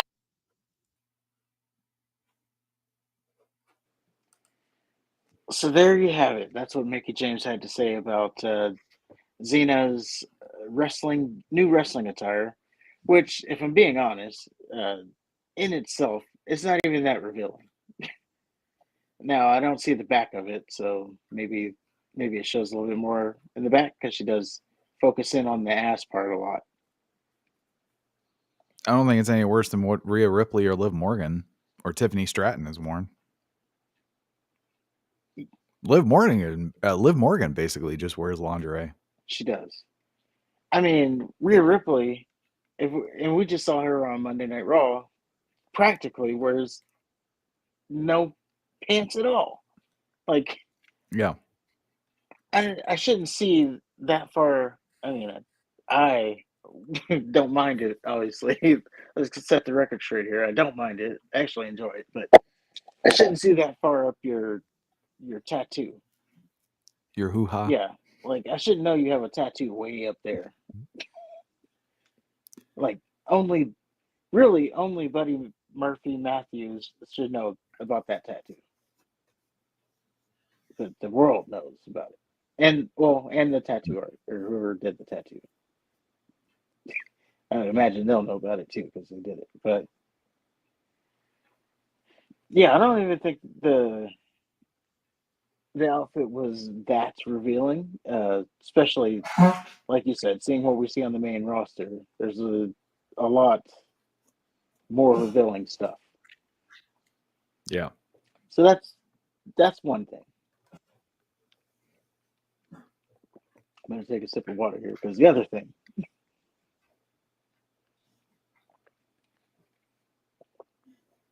She said that she was fighting for, another thing, before we even get to that last part. People were discrediting the source here and saying, I guess that's where people were upset. It's like, how dare Mickie James criticize this lady's attire, saying as you told me she's done prawn. She's had her ass out every week. She's probably most known for having a lesbian angle with Trish Stratus. Like, how can this? Yeah, she had a spot where she grabbed Trish's pussy and licked her hand seductively. Yeah, so a lot of people were judging the source. Like, how can this person have a problem? Like, basically, she's criticizing someone for doing what she did to get herself over. Is basically what the sentiment there is. And to that I say, God forbid someone do something like, oh, what is Mickie James? I would say maybe in her 40s. So let's just say 20 years ago. Maybe she's not 40. I don't know, but let's just say 20 years ago she was doing this stuff. God forbid someone in their 20s do something that was different than what they would do now. God forbid someone learn their lesson on something they did in their 20s and then try to teach someone new, someone that hasn't gone through that, try to teach them that you don't want to go down this route. This is like, I kind of equate it to like a kid. Like if you have a kid, or maybe you don't even have a kid, maybe you just have someone younger. You see that they're starting to get around some drugs or something. It's like, bruh, you don't want to go down that road. I did that when I was a kid.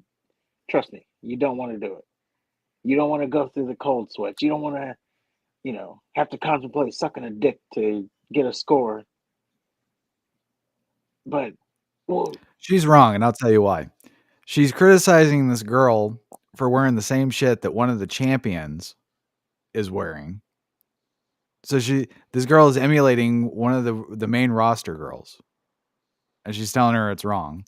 She said she's fought hard as a diva. She didn't fight hard. She was a diva. She was just ass and titties.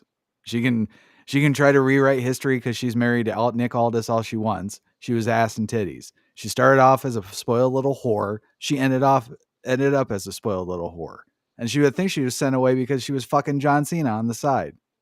And now, because she wants to kick the ladder out that she climbed up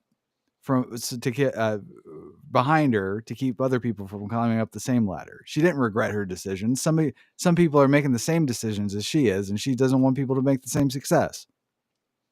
She's a hypocrite. It's totally not that. That's exactly what it is. They're doing the same shit she is. The only thing that girl isn't doing, she's looking provocative. She's not being a whore. She's not dressing like a pig and rolling around in mud. True, but Mickie James literally dressed as a pig and rolled around in mud. She has no room to talk about anything. Again, she did that she didn't do that yesterday. Like, okay, but she still did it. That's why she's known. That's why we wouldn't know who Mickie James is if she didn't roll around in mud. Wow, I didn't even know she did. If she wasn't a lesbian wanting Trish Stratus, we wouldn't know who Mickie James is. She'd just be another diva. Yes, that is true. But she was also doing what she was given too. So keep that in mind. But that's what I'm saying. It's weird that she can't criticize because you did that 20 years ago. She can criticize, but she's being stupid about it. She's criticizing people for doing the same shit she did. She, of all people, knows that you need to do some shit that maybe you don't necessarily need to do to get to where you need to be. Maybe Xena doesn't want to dress like a whore. Maybe she's a big fan of Liv Morgan and Rhea Ripley. Mickie James doesn't know that. Either way, Mickie James did the same shit. And the only reason why Mickie James is sitting where she is right now is because she was a fucking whore. Says then she should only tell people to be a whore? She should not be a hypocrite. I mean, I see what she's trying to do. She's trying to change. Like I said, I equate it No, to... she's trying to turn this into, women have fought very hard for blah, blah, blah, blah. No, you were a diva, Mickie. You shook your ass and titties, and you were eye candy. That's it. You weren't a revolutionary. You weren't a trailblazer. You were a fucking diva for the WWF. Nothing more, nothing less. And you got a little bit more relevant because you started sucking the dick of the NWA champion at the time. Shut the fuck up. I think she was relevant before then. You knew her before you knew him. It was like, whose dick is that? She disappeared. She got kicked out of WWE because she was fucking Cena and she pissed off Cena. And then she disappeared for a while, and then she was fucking Nick Aldis. She married Nick Aldis. I'm sure they're fucking. Yes. They are. I mean, as they have a kid, and he'd be, there'd be some questions if he didn't. Nikki just needs to sit down. She's not fucking Alondra Blaze or Mildred Burke. I don't know. My whole take on it is I think people can because you did it doesn't necessarily mean that you can't talk about it. But if it's what got you notarized, or if it's what got you fame, you can't kick the ladder from behind you, even if it's like that midget dude from Game of Thrones. He got all pissed off about Snow White. His best role is being a famous midget from the Game of Thrones books.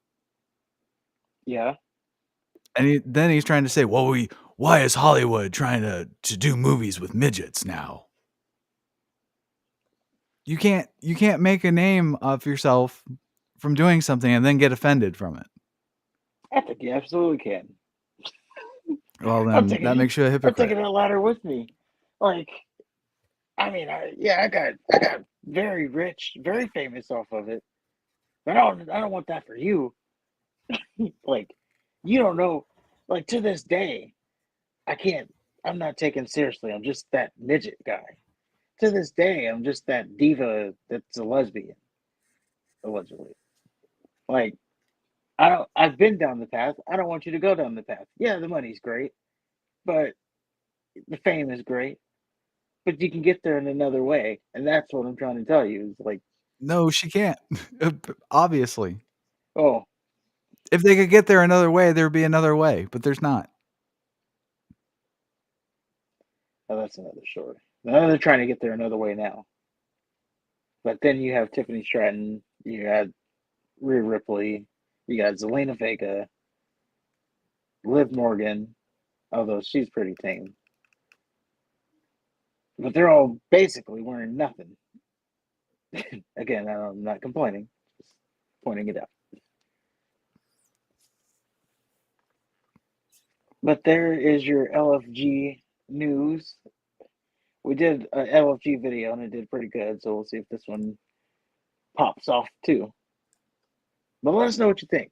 Is Mickie James a hypocrite, or is Mickie James a wildly veteran who's seen the error of her ways from 20 years ago and maybe has changed her mind? You let us know in the comments below. Does she not want anybody to get the same success she did? What does that have to do? I don't understand. Now, with the Peter guy. Okay, I get $1 million from, I don't know. Let's say I'm selling empty soup cans outside of my house, and I make $1 million from that. Now, my next door neighbor, he starts selling empty soup cans. Well, then I go to my next door neighbor's house and I knock over his table. You can't do that. That's wrong. You're scamming people. See, that's what I'm saying. That's what I'm not understanding. So in that scenario, if I'm selling empty cans, you're doing the same shit. Okay. It's the same fucking thing, and then you got a problem with it. No, let's use that scenario. So I'm selling empty cans. Let's say for me, the empty cans dries up, so then I move on to selling rocks, painted rocks. But then my neighbor comes out and he's selling empty cans, and now I'm telling him, look, those empty cans, you don't want to sell those. It's not good. But I've moved on to rocks now. So what do I care about? Really, what would I care about him selling the cans for? Like he could You're sell the telling me cans. that you're telling empty cans will never sell out. But I'm saying he could sell them because that's not affecting me anymore. I've moved on to rocks now. That doesn't work though, because ass and titties will always be a thing. But not for her. She's moved on. She's Yes. not wrestling anymore. She doesn't. That's because she's ugly. Whoa. She's hideous now. Whoa. So I'm saying she's not getting in the ring. So what does it matter if someone else is making money off of wrestling? If I'm like, because she's trying to stop people from doing the same shit that she did. The only reason why we know who Mickie James is because she was a fucking whore. That's it. There's no Mickie James match. There's no Mickie James fucking feud. It was her being a fucking sick, twisted whore. That's it. yes. And for her to try to shame somebody, oh, your outfit is too provocative. It demeans women. Fuck you. You demean women. Your whole existence demeaned women. You made a career out of demeaning women, and you want to sit there and fucking have your little soapbox. No. So yeah, apparently you can't change ever. You have to Ever. You have to die with. You can change your opinion, but don't fucking sit there and try to stop somebody. Let somebody else find their own way. I'm just saying, next time there's a 15-year-old tweet from someone, don't you say anything. They can't change their mind. I will. When someone gets canceled off a 15-year-old tweet. But let us know. Well, cancel culture is dead. Well, they're trying to bring it back. I don't know. I don't care. But yeah, let us know what you think. Is Mickie James in the right or wrong here? And let us know what you think of the actual outfit.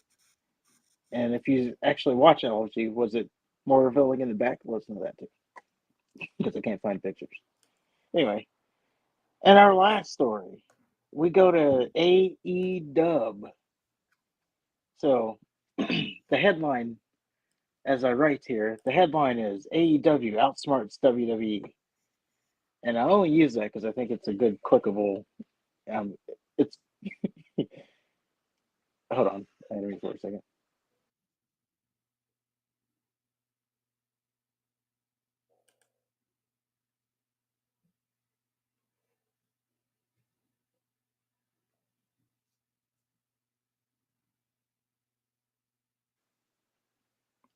All right. So yeah, AEW outsmarts WWE. Now I only use that because I think it's good click encouragement, we'll say, not clickbait. It's good click encouragement. So AEW, they announced their lineup for All In Texas. And apparently they're doing like a WWE style weekend, which is actually a smart idea on them. So they're doing Dynamite, they're doing Collision. Collision's moved to Thursday. They're doing Starcast, I believe. Oh, Friday and Saturday. yes, and they're doing a Ring of Honor, and then they have their big show, their WrestleMania counterpart in AEW All In. Now, if you look at the graphic, what you may notice if you have a keen eye is that the All In pay-per-view, the main attraction pay-per-view for AEW, is scheduled for 2 p.m. start time. That would be local, 3 p.m. Eastern. So their biggest pay-per-view of AEW, 2 p.m. start time. Now, if you're asking yourself, why is it a 2 p.m. start time? That's a good question. Do they have like, maybe the pay-per-view is going to be extra long, so they need more time. Or maybe there's something else going on in the venue and they had to move it up. Or, and here's the outsmart part, or WWE scheduled a Saturday night's main event on the same day, which would have been at the same time slot. So AEW says, okay, well then we'll move our pay-per-view earlier. Gotcha, bitch. So AEW, as a recap, now this isn't confirmed. It's just what we see in front of us. AEW moved their pay-per-view earlier because they were going to go head-to-head with Saturday night's main event. Saturday night's main event. Wow. But the headline is they tricked WWE. Now, is it even a big deal? In the grand scheme of things, I don't think it is. Like, maybe less people will watch it because it's like in the middle of the day now. But for AEW pay-per-views, I think that actually works out to be better because AEW pay-per-views are like 8 hours long anyway. So, yeah, they start at usually AEW pay-per-views. They start at like 7, and then they're up against midnight when they finish. So 5-hour pay-per-views. That was quick math, so that may not be wrong. I think it's funny that they're at the Texas Ranger Stadium instead of the Dallas Cowboy Stadium. Well, surely, I don't know what's going on in Dallas, but surely in July, something's going on. But I hear I haven't seen the new Texas Stadium, but I hear it's nice. Yeah, summer is going on in July. Yeah. It's going to be outside. So there's that. Instead of having that nice air conditioner, if they close the roof. Isn't the Ranger Stadium retractable? I don't know. I haven't seen it. I thought it was. It might be. I literally haven't seen it. I haven't got to make the trip down there yet to see the new stadium, which is kind of weird. I think it's a little. Mm-hmm. I was gonna say I think it's a little ambitious for AEW to have so many nights. Well, I think it's, again, I thought it was a good idea that they have like a week of it, make a week of it, but unlike WWE, this was probably a reasonable package deal. They're all on the same night, or I'm sorry, they're all on different nights, but you could probably get a decent package deal. Let's take a look. Get a decent package deal for all of it, as opposed to WWE where you got to pay. And you kept mentioning, CM Punk is getting the night 1 main event, but you do have to. I think this year more than others, you have to keep in mind that there's going to be picking and choosing with how crazy the prices are for WrestleMania. Like, people are going to have to choose. Right. Oh, I'm going to go into night 1, night 2, NXT, SmackDown. Like, I can't even make the actual. Imagine flying all the way out to Las Vegas and then you have to settle on a SmackDown. Like, oh, we're flying out there, but yeah, we're only going to see SmackDown and not Mania. I wouldn't even go. Yeah, it seems like a waste of a trip. Let's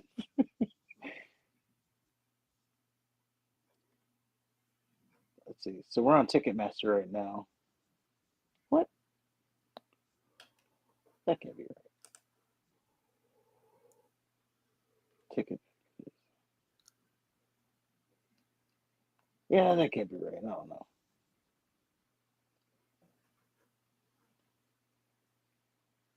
So it says, I mean, this is section 222.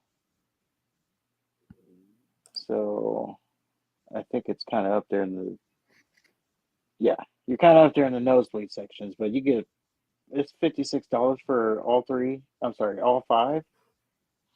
It says 5+ pack. So that seems like you get the whole show, everything, if you so choose, for $50. That's got to be wrong. Is the AEW attendance still going down? Yes. But so, okay. There was a report.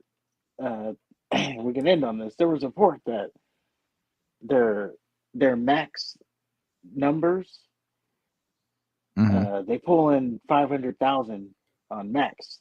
So in actuality, Dynamite each week and Collision. Well, I don't know if it was about Collision, but Dynamite each week in actuality gets over 1 million viewers if you add in the max viewers. Now, of course, no one can ever verify those numbers because they don't release them publicly. But just gotta take your word for it. Yeah, I think that's the beauty of it, because you can't ever, unless they start like releasing those numbers, like like the Nielsen report or something like that. Unless they start releasing it, you can never disprove it. I think that's how they get some movies get away with it with the Netflix shit or Amazon. Yeah, you can't disprove it. Although, really, could you disprove the Nielsen? I mean, I'm sure there's a way to do it, but like, could you or I disprove it? We can't, but yeah, someone can.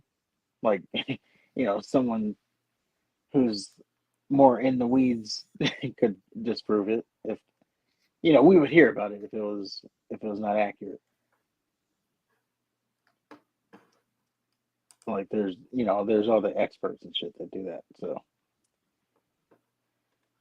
there you have it. That's AEW. They outsmart WWE by moving their biggest pay-per-view of the year back because WWE has a TV special that same night.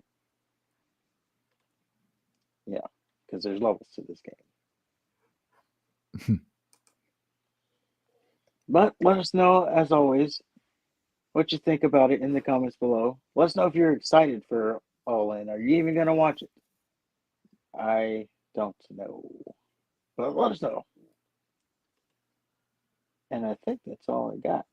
I told you, it only looked like a long. Yeah, that's all I got. There's just a lot of context for the Booker T stuff. But on that note, if you agree with anything, let us know in the comments below. If you disagree with anything, let us know in the comments below. Don't forget to hit the like button, hit the subscribe button. Subscribe to all of our social medias. Like I said, we will be back, if my computer lets me. We will be back to short form and audio and all of it. So follow us there, wherever you get your podcast. And is there anything else? Mickie James needs to know her role and shut her goddamn mouth. There you go.